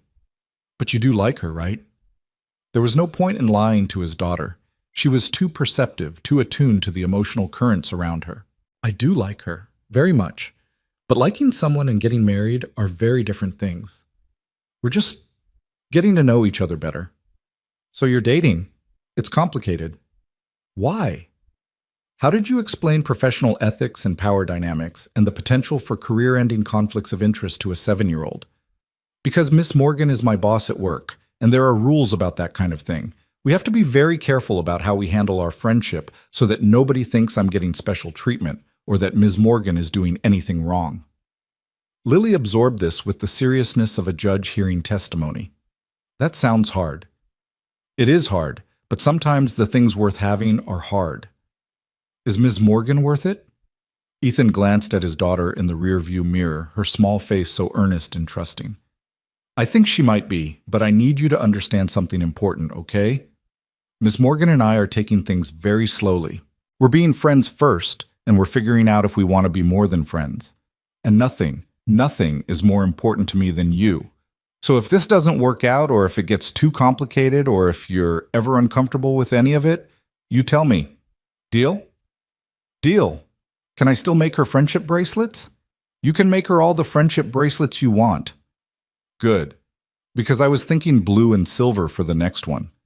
Those are sophisticated colors. Ethan had no idea where his 7-year-old had learned the word sophisticated, but he was grateful when they pulled up to the school and the conversation shifted to more immediate concerns like whether she'd remembered to pack her library book. The office felt different when Ethan walked in at 8:15. Everything looked the same gray carpets, same fluorescent lights, same motivational posters about teamwork and excellence that decorated the walls. But something fundamental had shifted, and he couldn't tell if it was the space or him. He made it to his desk without running into Claire, which felt like both a relief and a disappointment. His cubicle was exactly as he'd left it on Friday afternoon, neat and organized with a framed photo of Lily front and center. He logged into his computer and tried to focus on the Henderson analysis that was due by end of week, but his mind kept drifting. Was Claire already in her office? Was she thinking about him? Was she regretting the whole thing now that they were back in this context? Brooks, welcome back, man. How's the retreat? Brad appeared at his cubicle entrance, coffee in hand and looking far too cheerful for a Monday morning. Ethan felt his shoulders tense automatically. It was fine. Good team building. I bet. Saw you spent a lot of time with the boss lady. Building teams? There was something in Brad's tone, not quite accusatory but definitely insinuating, that made Ethan's jaw clench. I spent time with my daughter, actually. Miss Morgan was kind enough to include her in some activities. Right, the kid. That was cute, actually. Didn't know Morgan had a maternal side. She's a person, Brad. People have multiple sides. Whoa, defensive much? I'm just saying it was interesting to see her so human. Usually she's all business, you know? Ice queen in a power suit. But at the beach, she was almost likable. Ethan forced himself to keep his expression neutral, to not rise to the bait that Brad was clearly dangling. If you need something work-related, I'm happy to help. Otherwise, I've got the Henderson analysis to finish. Brad held up his hands in mock surrender. Just making conversation, man. Don't shoot the messenger. After he left, Ethan sat staring at his computer screen without seeing it. This was what they were going to face: speculation, gossip, people watching their every interaction and reading meaning into the smallest gesture. It made the decision to keep things quiet, to maintain professional boundaries at work, feel even more critical. His phone buzzed with an internal message through the company system. Henderson analysis meeting at 2 p.m. Conference room B. Please bring updated projections. CM.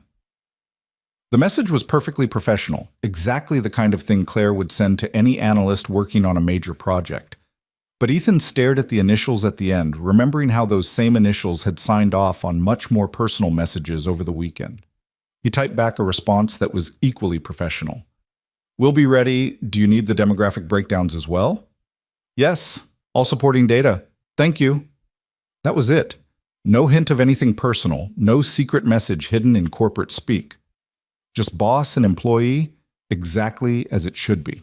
Ethan tried to tell himself that this was good, that this was what they'd agreed to, but part of him had been hoping for something more, some acknowledgement of what they were to each other outside these walls. The morning crawled by with painful slowness. Ethan buried himself in spreadsheets and data analysis, losing himself in the numbers the way he'd learned to do when emotions got too complicated. Around 11, Sarah from HR stopped by his desk. "Hey, Ethan, got a minute?" His stomach dropped. Had someone complained about him and Claire? Had Brad said something to HR? "Sure. What's up?" "I'm updating emergency contacts for everyone post-retreat. You know, making sure we have current information. Just need to verify what we have on file for you." It was completely routine, nothing sinister, and Ethan felt foolish for his paranoia. He provided the information Sarah needed, confirmed his sister's contact details, and watched her move on to the next cubicle. This was going to be his life now, every interaction analyzed for hidden meaning, every routine request triggering anxiety that someone had discovered the secret he and Claire were keeping. At 1:30, Ethan gathered his materials for the Henderson meeting. He'd spent extra time making sure his analysis was flawless, that his projections were conservative but justified, that every assumption was documented and defendable. He couldn't afford to give anyone reason to think Claire was going easy on him. Conference room B was empty when he arrived early, and he took the opportunity to set up his laptop and organize his notes. Other analysts started trickling in: Jennifer from finance, Marcus from operations, Tom from marketing. They all greeted him casually, no hint that they suspected anything unusual. Claire arrived exactly at 2 o'clock, commanding attention the moment she walked through the door. She wore a charcoal gray suit that Ethan had seen before, her hair pulled back in that severe bun, her expression all business. This was Claire Morgan, CEO, and there was no trace of the woman who'd built sandcastles and confessed her loneliness on a beach. "Let's get started," she said, taking her seat at the head of the table. Her eyes passed over Ethan without pausing, without any hint of recognition beyond the professional. "Brooks, you're leading the analysis. Walk us through your findings." Ethan stood and began his presentation, falling into the familiar rhythm of data and interpretation. He was good at this, had always been good at translating complex information into clear recommendations. But he was hyper-aware of Claire's presence, of the way she listened with that intense focus he'd always admired. She asked sharp questions, pushed back on some of his assumptions, demanded clarification on his methodology. To anyone watching, she was being exactly as demanding as she always was, holding him to the same high standards she held everyone to. But Ethan knew her well enough now to see the tells, the way she touched the friendship bracelet on her wrist when she was thinking, the slight softening of her expression when he made a particularly strong point, the way her eyes lingered on him just a fraction of a second too long when he finished speaking. "Strong work," she said when he concluded.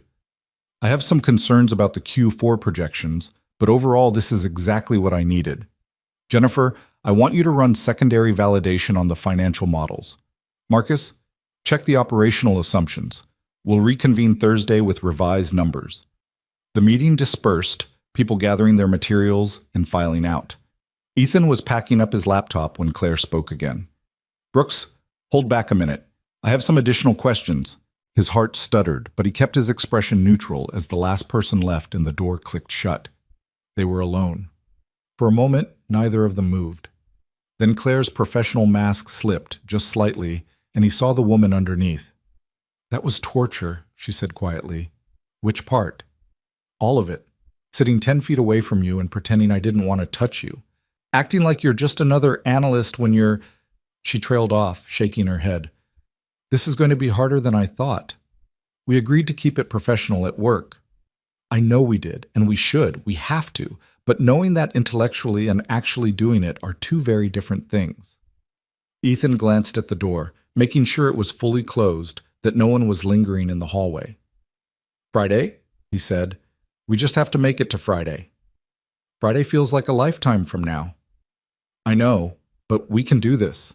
We have to do this, or everyone will know. And then it gets complicated in ways we're not ready for." Claire nodded, straightening her shoulders and rebuilding her professional armor. "You're right. I'm being foolish. It's just been a long time since I felt this way, and I'm not handling it with my usual composure. For what it's worth, I'm not handling it much better. Brad already made some comments this morning about us spending time together at the retreat." Her expression sharpened. "What kind of comments?" "Nothing specific, just insinuations. Calling you likable, which he seemed to think was noteworthy. Brad's an idiot. Agreed, but he's an idiot who apparently pays attention. Then we need to be even more careful. Claire moved toward the door, putting physical distance between them. Friday, 7 o'clock. Don't be late. Wouldn't dream of it. She paused with her hand on the door handle. And Ethan, your analysis was exceptional. I would have said that regardless of anything personal between us, but I wanted you to know I meant it. Then she was gone, leaving Ethan alone in the conference room with his heart hammering and the ghost of her perfume in the air. The rest of the week unfolded in a similar pattern. During the day, they were consummate professionals, their interactions limited to necessary work communication.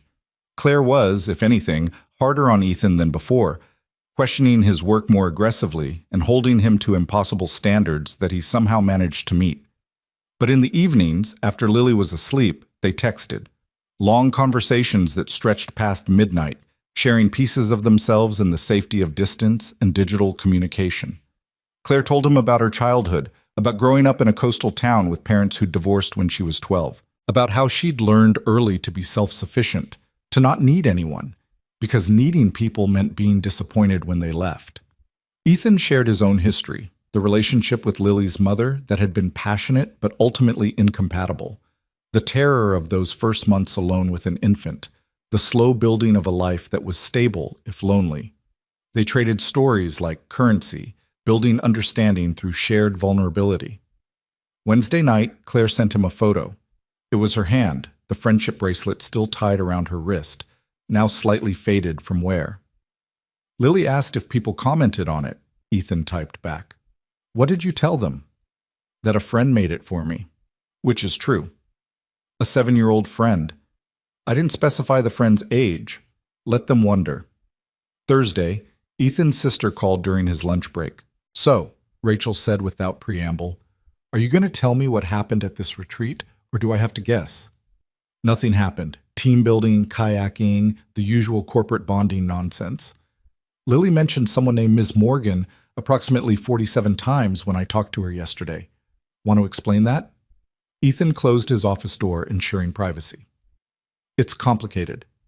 It's always complicated with you. Is this Ms. Morgan the reason you sound different? I don't sound different. Yes, you do. You sound less defeated. Less like you're just going through the motions, so either you won the lottery or you met someone.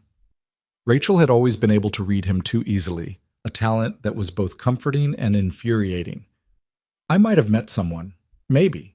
It's very early and very complicated, and I'm not ready to talk about it yet. But you like her. I really like her. And Lily likes her? Lily adores her, which is part of why I'm terrified. Rachel was quiet for a moment. When she spoke again, her voice was gentle. Ethan, you've been alone for 7 years.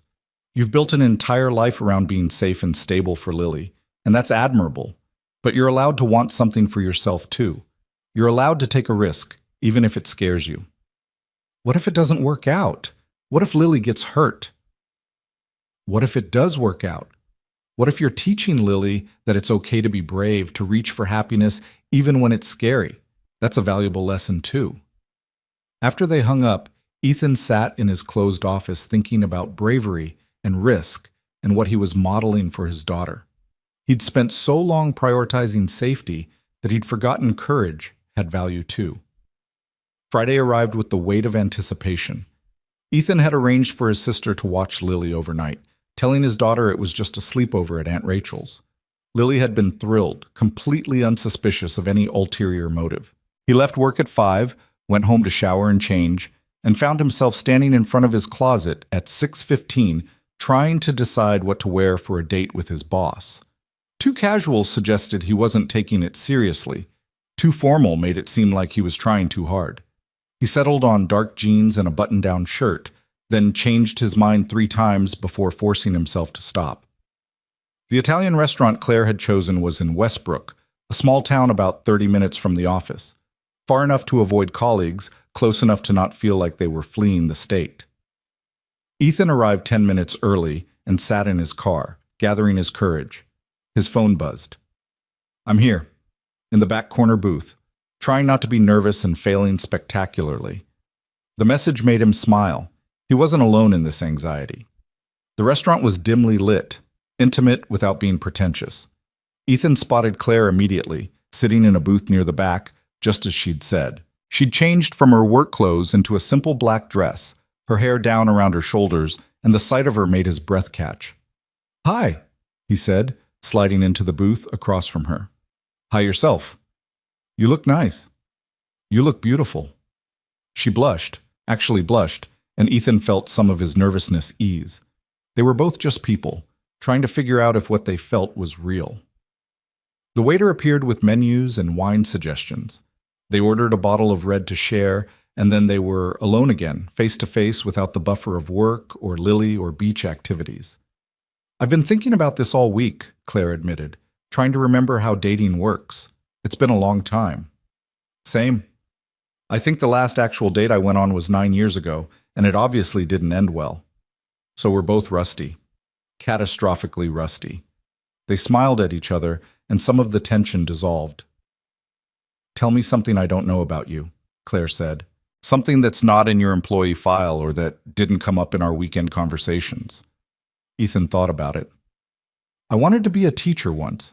Before Lily, before I needed the salary and benefits of the corporate world. I wanted to teach high school math, help kids understand that numbers could be beautiful." "Why didn't you?" "Couldn't afford it.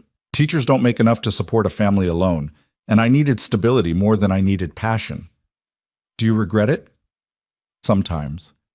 But then I think about the life I've built for Lily, the opportunities I can give her because of my salary, and I think I made the right choice. Not the choice I wanted, but the right one." Claire reached across the table and took his hand, the first time they'd touched all week. "I think you would have been an amazing teacher. You're patient, you explain things clearly, and you genuinely care about people understanding. Maybe someday, when Lily's older, you could teach part-time. Share that gift." The idea had never occurred to him, that passions deferred weren't necessarily passions dead, that there might be a future where he could reclaim pieces of the life he'd set aside. "Your turn," he said. "Something I don't know." "I'm afraid of being happy," Claire said quietly. "Every time something good happens, I wait for it to fall apart. I sabotage things before they can hurt me. I've done it in relationships, in friendships, even in work situations where I was getting too comfortable. I create distance as a defensive mechanism." "Are you doing that now? With us?" "I'm trying not to. But the instinct is there, whispering that this is too good, that it can't last, that I should end it before you do." Ethan tightened his grip on her hand. "I'm not going anywhere, not unless you ask me to leave." "Promise?" "Promise. I'm all in here, Claire. Terrified, yes. Unsure of how we make this work. Absolutely. But committed to trying." The waiter returned with their wine, and they ordered food without really paying attention to the menu. After he left, Claire said, "We need to talk about the logistics, the practical reality of what we're attempting." "Okay. If this becomes serious, and I think we both feel it heading that direction, we'll need to file a formal relationship disclosure with HR. It's company policy for any relationships between employees at different hierarchical levels." "I know. I read the policy handbook last night." Claire's eyebrows rose. "You read the employee handbook?" "The section on workplace relationships, yes. I needed to understand exactly what we were dealing with." "And?" "And it's doable, but it requires transparency. We'd need to disclose the relationship. You'd need to recuse yourself from any decisions directly affecting my employment, and ideally I'd transfer to a different department or reporting structure to eliminate the direct conflict of interest." You'd be willing to transfer?" "If it meant we could be together without complications? Yes. My work is good, Claire. I could succeed in any department. The specific role matters less than the life I'm building outside of work." She looked at him with something like wonder. "You've really thought this through?" "I told you, I can't be impulsive. I need to plan, to understand the consequences, to make sure Lily's stability isn't compromised." "And you think we can do this? Make it work despite all the complications?" Ethan looked at her, really looked at her, saw the vulnerability beneath the competence, the loneliness she'd admitted to, the courage it took for someone who'd built walls to let him inside them. "I think we can try. I think we're both smart enough and committed enough to navigate the challenges. But I need to know you want this as much as I do. Because I'm not putting Lily through meeting someone, getting attached, only to have that person decide it's too complicated and walk away. I want this, Claire said without hesitation. I want you. I want to be part of Lily's life, if she'll have me. I want to try building something real instead of hiding behind my career and pretending that's enough. I'm scared to death, but I want it. Then we try. Carefully, thoughtfully, but we try. Their food arrived and they ate slowly, talking about everything and nothing. Claire told him about her college years, about the law degree she'd earned but never used because she'd fallen into corporate strategy instead. Ethan shared stories about Lily's early years, the hilarious disasters and small triumphs of single parenthood. They talked about practical things too, how to introduce a new relationship into Lily's life without overwhelming her, how to maintain work boundaries while building personal connection, when to file the formal disclosure with HR. We should wait at least a few weeks, Claire said. Make sure this is really something before we involve the company officially. Agreed. Maybe after a month? That gives us time to see if this works outside the artificial environment of a beach retreat. A month, that's reasonable. They were splitting dessert, tiramisu that was almost too rich, when Claire said, "Can I ask you something personal?" "Always." "Why did you say yes to all of this? You had every reason to keep things professional, to protect yourself and Lily from complications. What made you willing to take the risk?" Ethan set down his fork, considering the question seriously. "Honestly, you did. The way you saw me, not just as an employee or a single parent, but as a whole person with wants and needs beyond my responsibilities. The way you looked at Lily, with genuine affection instead of polite tolerance. The way you admitted your own loneliness instead of pretending to have it all together. You made me feel like maybe I'd been settling for half a life when I could have a whole one." Claire's eyes were bright with unshed tears. "That's the most beautiful thing anyone's ever said to me. It's the truth." They lingered over coffee, neither wanting the evening to end. Finally, around 10, Claire said, "I should probably get going. Early morning tomorrow." "Yeah, me too. Well, not too early. Lily's with my sister until tomorrow afternoon." "Oh." Something shifted in Claire's expression. "So you have the evening free?" "I do." "Would you want to, I don't know, take a walk?" "I'm not ready to say goodnight yet." They ended up walking along the Westbrook waterfront, a quiet path that ran beside the river. It was late enough that they were mostly alone, just the occasional jogger or dog walker passing by. Claire took his hand as they walked, and the simple gesture felt profound. "I forgot how nice this is," she said, "just walking with someone, existing together without needing to perform or produce and achieve anything. The concept of being instead of doing." Exactly. They found a bench overlooking the water and sat, watching moonlight ripple across the surface. Ethan put his arm around Claire's shoulders, and she leaned into him with a sigh that sounded like relief. "Thank you for tonight," she said, "for making me believe this could work. Thank you for taking the first step, for being brave enough to say how you felt on that beach. I almost didn't. I almost convinced myself it was too risky, too complicated." "What changed your mind?" "Lily, actually. Watching you with her, seeing that love and dedication. It made me realize I'd been using fear as an excuse to avoid living. If you could be brave enough to raise a child alone, to build a good life despite the challenges, then I could be brave enough to admit I wanted more than professional success." They sat in comfortable silence, content to just be together. Eventually, Claire shivered slightly in the evening breeze, and Ethan gave her his jacket. "I should really get you home before you freeze," he said. "I suppose. Though I'd rather stay here." "Me too, but tomorrow's another day. More opportunities." They walked back to their cars, hands linked, both reluctant to let go. At her car, Claire turned to face him. "1 month," she said. "We give this 1 month to see if it's real. If it is, we file the disclosure and deal with whatever comes." 1 month, Ethan agreed. She rose on her toes and kissed him, soft and sweet and full of promise.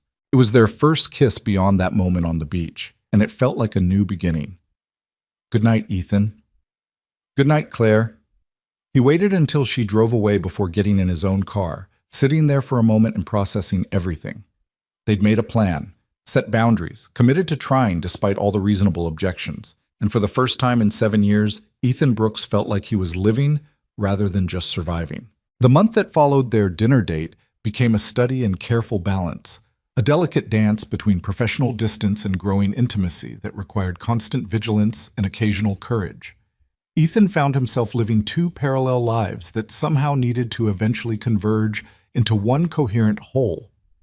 At the office, he and Claire maintained their professional boundaries with almost painful precision. Their interactions were limited to necessary work communications. Their meetings focused solely on projects and deliverables. If anything, Claire was harder on him than she'd been before, pushing back on his analyses with sharper questions and demanding revisions that made him work late into several evenings. To any observer, they were simply CEO and analyst, their relationship defined entirely by organizational charts and quarterly objectives. But outside those walls, something entirely different was growing. They saw each other twice a week, always in towns far enough from the office to avoid accidental encounters with colleagues. Sometimes they had dinner, talking for hours over wine and pasta about everything from childhood dreams to current fears. Other times they took long walks, exploring hiking trails and waterfronts, content to exist in comfortable silence, broken only by observations about the weather or the landscape. Claire met Lily officially for the second time on a Saturday afternoon 3 weeks after their first date, joining them at a children's museum that Lily had been begging to visit. Ethan had been nervous about it, worried that the dynamic would feel forced or awkward, but his concerns dissolved the moment Claire crouched down to Lily's level in the museum's entrance. "I've been looking forward to this all week," Claire said, and the honesty in her voice made Lily's face light up. "Really? Even though museums are kind of boring for grown-ups?" "Museums are never boring when you're with someone who sees them properly. And I suspect you see things very properly." They'd spent 4 hours exploring exhibits, Claire entering fully into Lily's world of wonder and curiosity. She didn't talk down to his daughter or treat the museum visit as an obligation. Instead, she engaged completely, asking questions that made Lily think, offering observations that expanded her understanding, being present in a way that made Ethan's chest tight with emotion. "She's good with her," Rachel observed when Ethan told her about it later. "That's not something you can fake." "I know," which makes this both easier and more terrifying. Why terrifying? Because Lily's getting attached, really attached, and if this doesn't work out, stop catastrophizing and just enjoy what you're building. You deserve this, Ethan. Happiness isn't something you have to earn through suffering first. But the fear remained, a low hum of anxiety beneath every moment of joy. Each time Claire and Lily laughed together, each time his daughter asked when they could see Miss Morgan again, Ethan felt the stakes rising. This wasn't just about him anymore. Whatever happened between him and Claire would affect his daughter, and that responsibility weighed heavier than any professional complication. The turning point came 3.5 weeks into their month-long trial period. Ethan was working late on a Thursday evening, most of the office already emptied for the day, when Claire appeared at his cubicle entrance. "Working late?" she asked, her tone carefully professional despite the empty office. "Henderson follow-up. Want to get it done before tomorrow's deadline." She glanced around, confirming they were alone, then stepped into his cubicle. "Can we talk? Somewhere private?" They ended up in her office, the door closed and the blinds drawn against the windows that looked out over the main workspace. Claire sat on the edge of her desk rather than behind it, a deliberate choice that eliminated the physical barrier between them. "I've been thinking about our timeline," she said without preamble. "About waiting the full month before filing the disclosure?" Ethan's stomach tightened. "You want to end things early?" "No, the opposite actually. I want to file the disclosure now. I don't want to wait anymore." "Claire, we agreed." "I know what we agreed, but I've spent 3 weeks trying to be professional while everything in me is screaming that this is right, that you're right, and I'm tired of pretending that we need more time to be sure when I already am sure." She stood and crossed to where he sat, taking his hands in hers. "I'm in love with you, Ethan. I probably have been since that first day on the beach when you let me play with your daughter and didn't make me feel like I was intruding. And I'm in love with Lily, with the way she sees the world and the person she's becoming. I don't need another week to know that I want this to be permanent. The words hung in the air between them, weighted with significance and vulnerability. Ethan felt his heart hammering against his ribs, felt the careful walls he'd maintained starting to crumble. I love you too, he said, and saying it out loud felt like jumping off a cliff and discovering he could fly. I've been trying to be cautious, to protect myself and Lily, but the truth is I fell for you somewhere between sandcastles and scavenger hunts, and I can't imagine going back to a life where you're not in it. Claire's eyes filled with tears, and she pulled him to his feet, wrapping her arms around him in a fierce embrace. So we do this? We file the disclosure and deal with whatever comes? We do this, but we do it right. We go to HR together tomorrow, we're completely transparent about the timeline, and we accept whatever restructuring is necessary to eliminate conflicts of interest. I'll transfer you to the Singapore division, Claire said immediately. It's been needing a senior analyst, and it would put you under different management entirely. Different reporting structure, different approval chains. No possibility of favoritism or ethical concerns. Singapore is a promotion. It's a lateral move with additional responsibilities. You'd be perfect for it, and you know it. Your work speaks for itself, Ethan. This isn't favoritism. This is putting the right person in the right role. He pulled back slightly to look at her. People will still talk. They'll say you promoted your boyfriend, that the relationship influenced the decision. Let them talk. We'll have documented everything properly. The disclosure will be filed before the transfer is announced. James already knows about us and approves. Anyone who has a problem can take it up with HR, and they'll find that every policy was followed to the letter. You've really thought this through. I've thought about nothing else for 3 weeks. I want this, Ethan. I want you and Lily in my life permanently. I want to be able to have dinner together without driving 30 miles to avoid colleagues. I want to introduce you as my partner, not hide what we are to each other. I want to build something real. Ethan kissed her then, deep and sure and full of promise. When they broke apart, both slightly breathless, he said, "Okay, we file tomorrow. We do this right." "We do this right," Claire agreed. They spent another hour in her office planning the logistics. They'd go to HR first thing in the morning, file the relationship disclosure with full transparency about when it had started. Claire would immediately recuse herself from any decisions affecting Ethan's employment. The Singapore transfer would be announced next week, giving time for the disclosure to be processed and any concerns to be addressed. They'd handle this exactly according to policy, leaving no room for accusations of impropriety. "What about Lily?" Claire asked as they were finishing. "Have you told her yet? About us being more than friends?" "Not yet. I wanted to be sure first to know this was really happening before I said anything that would get her hopes up. Can I be there? When you tell her?" The question, and the vulnerability behind it, made Ethan's chest tight.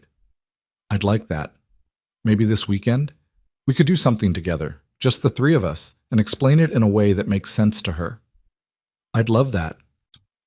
They left the office separately, maintaining discretion for one last night. Tomorrow everything would change, would become official and public. But tonight, driving home through darkened streets, Ethan felt lighter than he had in years. Friday morning arrived with crystalline clarity, the kind of autumn day that felt full of possibility. Ethan dropped Lily at school, kissed her forehead, and tried not to let his nervousness show. "You seem happy, Daddy," she observed with her usual perceptiveness.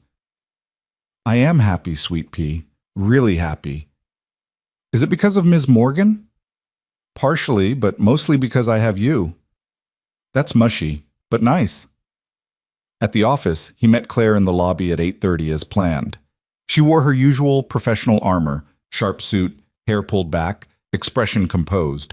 But when their eyes met, he saw the same nervous excitement he felt. "Ready?" she asked. "Ready." They walked to HR together, their presence clearly unexpected by the receptionist who scrambled to let them into the department head's office. Margaret Chen had been with the company for 15 years. A no-nonsense woman in her 50s who'd seen every variation of workplace drama imaginable. "Ms. Morgan, Mr. Brooks, this is unexpected. Please sit." They sat side by side in the chairs facing Margaret's desk. Claire had insisted that they do this together, that there be no question of hierarchy or power dynamics influencing the disclosure.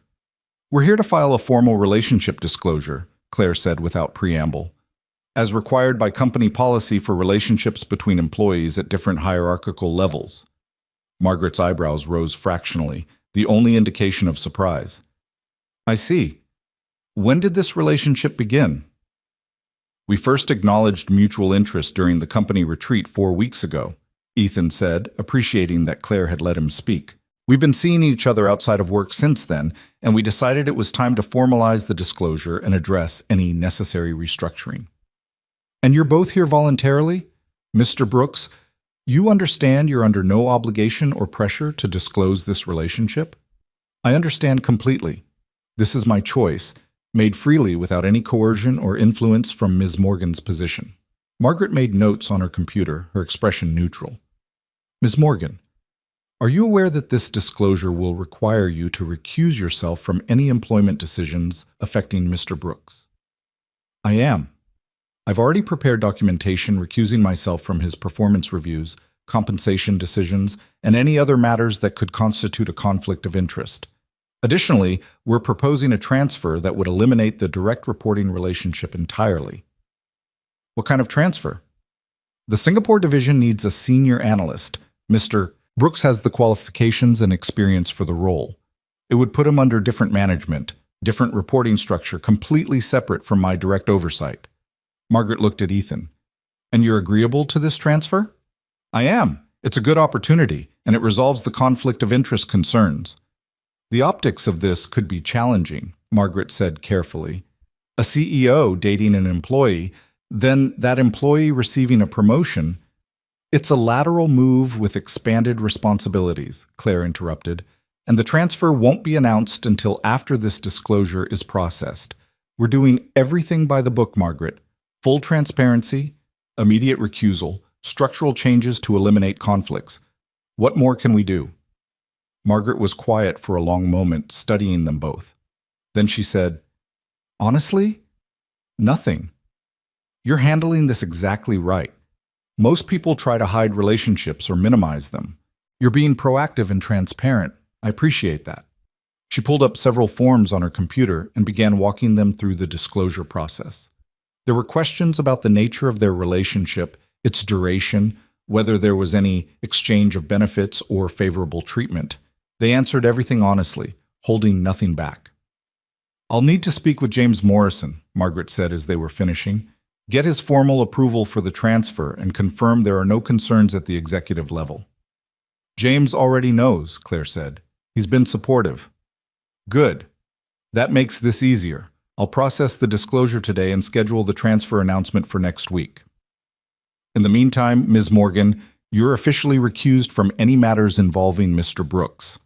Any questions or concerns about his work go through me or through his current department head. They thanked Margaret and left her office, not speaking until they were in the elevator heading back to their respective floors. That went well, Ethan said. Better than I expected. Margaret's fair. She won't let office politics influence how this is handled. What about everyone else? Brad and Sarah and all the people who are going to have opinions about this? Claire looked at him, her expression serious. People are going to talk. Some of them will be supportive, some will speculate about favoritism, some will make it into drama because that's what people do. But we know the truth. We know we've done this right. And that has to be enough. It is enough. The elevator doors opened on Ethan's floor. Before he stepped out, Claire caught his hand briefly. Tomorrow. Talk to Lily? Tomorrow. Come over around 2? I'll be there. The news spread through the office with impressive speed. By Monday afternoon, it was clear that everyone knew about the disclosure, though the details had gotten predictably distorted through the gossip chain. Ethan heard variations ranging from they've been secretly dating for months to he got her pregnant and she's covering for him to she's just using him for some kind of social experiment.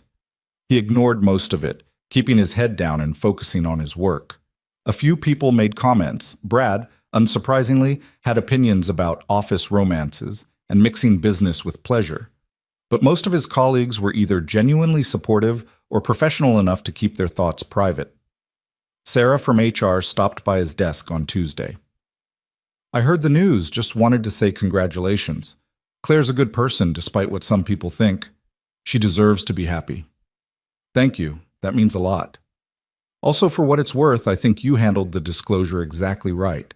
Going to HR together, being transparent, accepting the transfer. It shows integrity.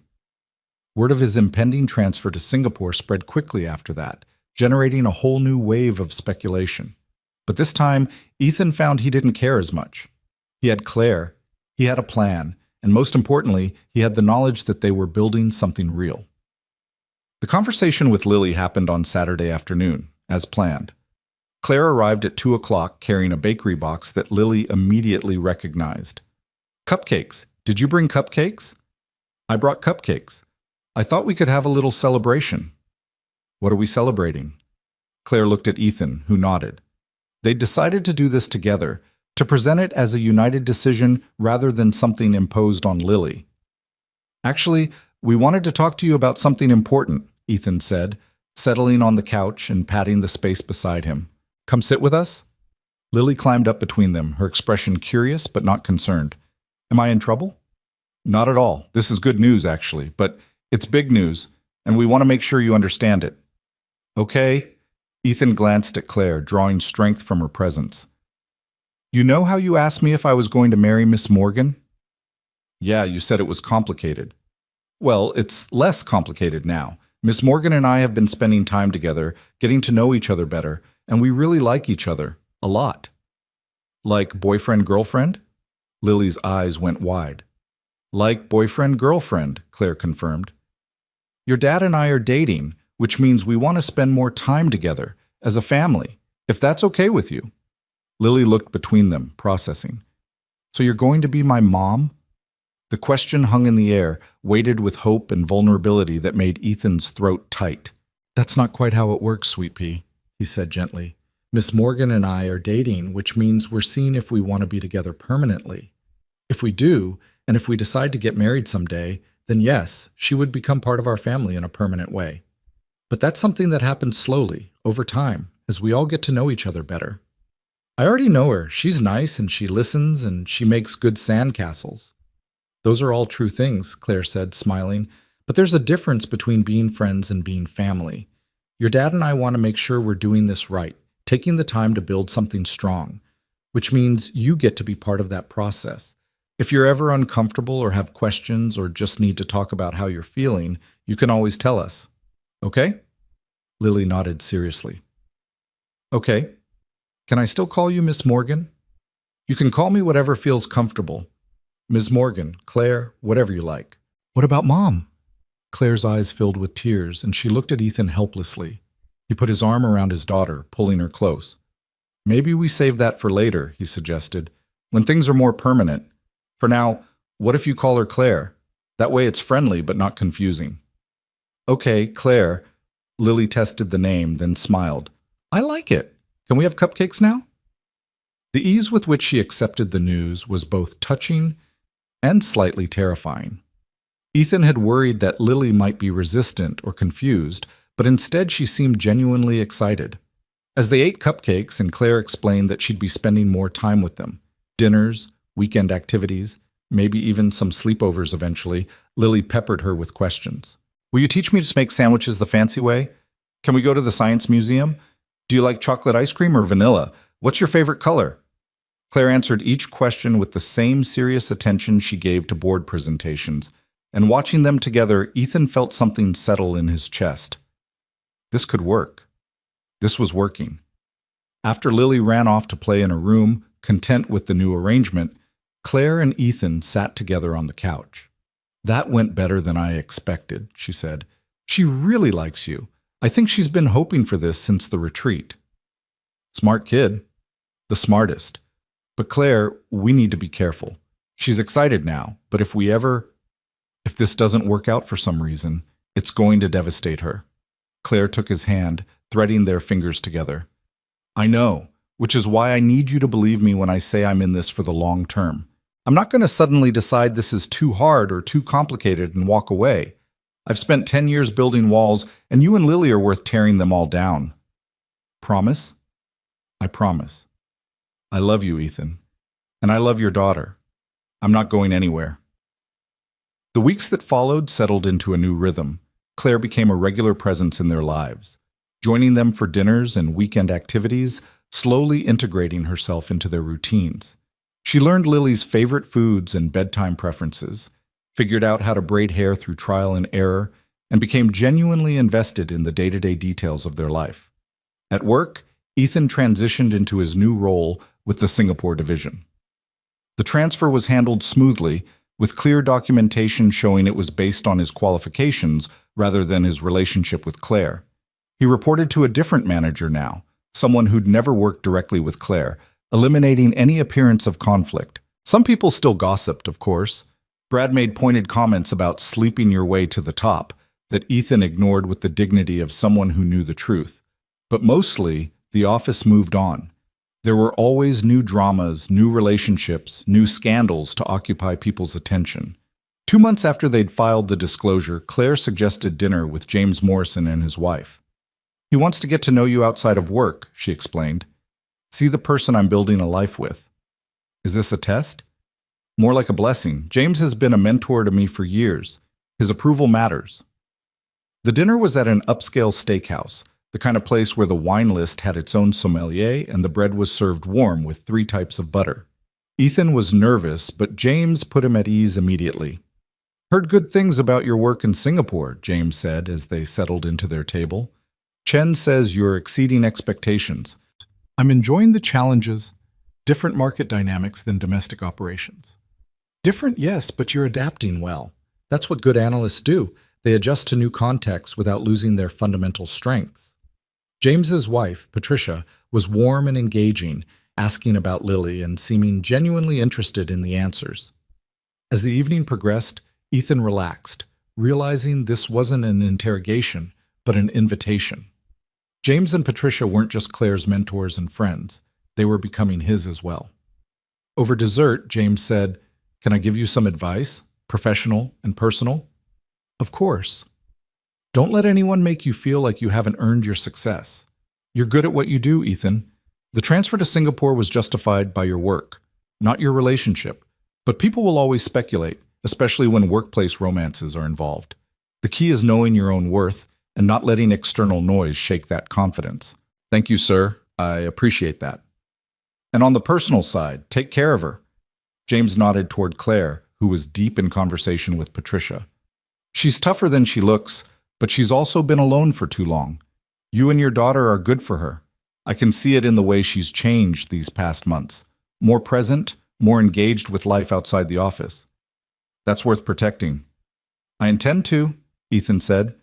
"She's worth protecting." Winter settled over the city, bringing shorter days and the promise of holidays. Lily's school had a winter concert in mid-December, and when Ethan mentioned it casually to Claire, she immediately asked if she could attend. "You don't have to," he said. "It's just a bunch of 7-year-olds singing holiday songs off-key." "I want to, if that's okay with you and Lily." "But..." The concert was exactly as chaotic as Ethan had predicted. Children forgetting lyrics, one boy picking his nose throughout the entire performance, a minor collision when 2 kids tried to occupy the same spot on the risers. But Lily sang with fierce concentration, her small voice occasionally audible above the general cacophony. Afterward, as they waited in the crowded hallway for Lily to emerge from the classroom, Claire slipped her hand into Ethan's. "Thank you for letting me be part of this. Thank you for wanting to be part of it." When Lily finally appeared, still wearing her construction paper reindeer antlers, she ran straight to Claire. "Did you see me? Did I do good?" "You were perfect," Claire said, crouching down to her level. "The best singer in the whole concert." "Daddy says you have to say that because you like me." "I do like you, but I also mean it." Watching them together, Ethan felt the last of his reservations dissolve. This was his family now, not the traditional structure he'd once imagined, but something equally valid and infinitely precious.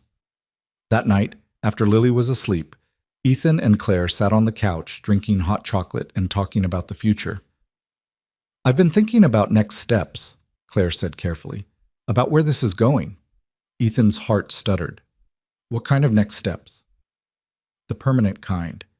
The kind that involve commitment and shared lives and all the things that terrify me but that I want anyway." She set down her mug and turned to face him fully. I want to marry you, Ethan. Not today, not next week, but eventually. I want to be Lily's stepmother, to build a life with both of you.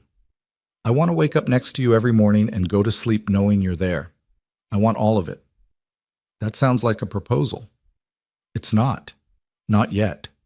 Because I want to make sure you want the same things, that I'm not moving too fast or pushing for something you're not ready for. Ethan pulled her closer, wrapping his arms around her. I want all of it too. The marriage, the shared life, the future. But you're right that we should take our time. Make sure Lily's comfortable with each step, that we're building something sustainable rather than rushing because it feels good. So we're engaged to be engaged. Something like that. Committed to the trajectory, even if the timeline is flexible. I can live with that. They sat in comfortable silence, Claire's head on Ethan's shoulder, both of them watching the lights from the Christmas tree Lily had insisted on decorating in early November. Outside, snow was beginning to fall, the first significant accumulation of the season. I never thought I'd have this, Claire said quietly. I'd convinced myself that career success was enough, that wanting more was greedy or unrealistic. And then you appeared with your daughter and your quiet integrity and your willingness to take risks despite your fear. And suddenly I wanted everything I'd told myself I couldn't have. I was doing the same thing, convincing myself that being a good father was enough, that wanting companionship or love was selfish when I should be focused entirely on Lily. But you showed me that I could be a good father and still want something for myself, that the two weren't mutually exclusive. We're good for each other. We really are. Christmas came and went in a blur of wrapping paper and sugar cookies, and Lily's delighted squeals over presents. Claire spent Christmas Eve with them, staying through dinner and gift opening, becoming part of their traditions in a way that felt natural rather than forced. New Year's Eve, they left Lily with Rachel and went to a quiet restaurant overlooking the water. As midnight approached, they walked down to the waterfront, watching fireworks bloom across the sky in cascading colors. New year, new beginning, Claire said as the clock struck 12. New chapter in an ongoing story, Ethan corrected, pulling her close for a kiss that tasted like champagne and promise. In February, 6 months after the beach retreat that had started everything, they made it official. Not the engagement, that would come later, on Lily's 8th birthday when Claire asked for her permission first, but the living arrangements. Claire moved into Ethan's house, the three of them becoming a permanent unit rather than separate lives that occasionally intersected. The adjustment wasn't seamless. There were disagreements about household responsibilities and parenting approaches and how to organize the bathroom cabinet. There were moments when Claire's independence clashed with Ethan's need for structure, when Lily tested boundaries to see if Claire would really stay. But they worked through it with patience and communication and the fundamental commitment they'd made to each other. They went to family therapy to make sure Lily had space to process the changes. They established routines that honored everyone's needs. They built something real and messy and imperfect and absolutely right. At work, Ethan continued to excel in his role, his success speaking for itself. The gossip eventually died down, replaced by grudging respect for someone who'd navigated a complicated situation with integrity. Claire remained as demanding and brilliant as ever, her leadership strengthened rather than compromised by her personal happiness. On a Saturday morning in late spring, almost a year after that first beach retreat, Ethan woke to find Claire and Lily already up, their voices carrying from the kitchen. He lay there for a moment, listening to them plan their day, something about a farmer's market, and maybe ice cream after, and felt profound gratitude for this life he'd been brave enough to choose. He found them in the kitchen, Lily sitting on the counter while Claire made pancakes, both of them covered in flour and laughing about something. "Morning," he said, and they both turned to him with matching smiles. "Daddy, Claire's teaching me to flip pancakes." "I can see that. You're both wearing most of the batter." "The batter jumped," Lily explained seriously. "It wasn't our fault." "The batter is very adventurous," Claire agreed, winking at Ethan over Lily's head. They ate breakfast together, the three of them crowded around the small kitchen table, planning their weekend and bickering good-naturedly about whether chocolate chips belonged in pancakes. It was ordinary and domestic, and everything Ethan had told himself he didn't need. Later, after Lily ran outside to play, Claire pulled him aside. "I've been thinking about the engagement," she said, "about asking Lily for her blessing." "Yeah? I want to do it soon, maybe on her birthday next month, but I want to make sure you're ready, that this is what you want." Ethan cupped her face in his hands, looking into the eyes of the woman who'd taken a chance on him, who'd seen past his responsibilities to the person underneath, who'd loved his daughter as fiercely as she loved him. "This is exactly what I want. You're exactly what I want. Let's do it." "Yeah? Yeah. Let's build this life together. Officially, permanently, completely." Claire's smile was radiant, transforming her face into something almost incandescent with joy. "Okay then, we're really doing this. We're really doing this." They sealed it with a kiss, deep and sure and full of promise. Outside, they could hear Lily singing to herself as she played, her voice carrying through the open window like a blessing. Ethan thought about that day on the beach, about the moment when Claire had whispered, "You don't have to look away," and everything had started to shift. He'd been so scared then, so convinced that protecting himself and Lily meant keeping everyone else at a distance. But he'd been wrong. Protection wasn't about walls and isolation.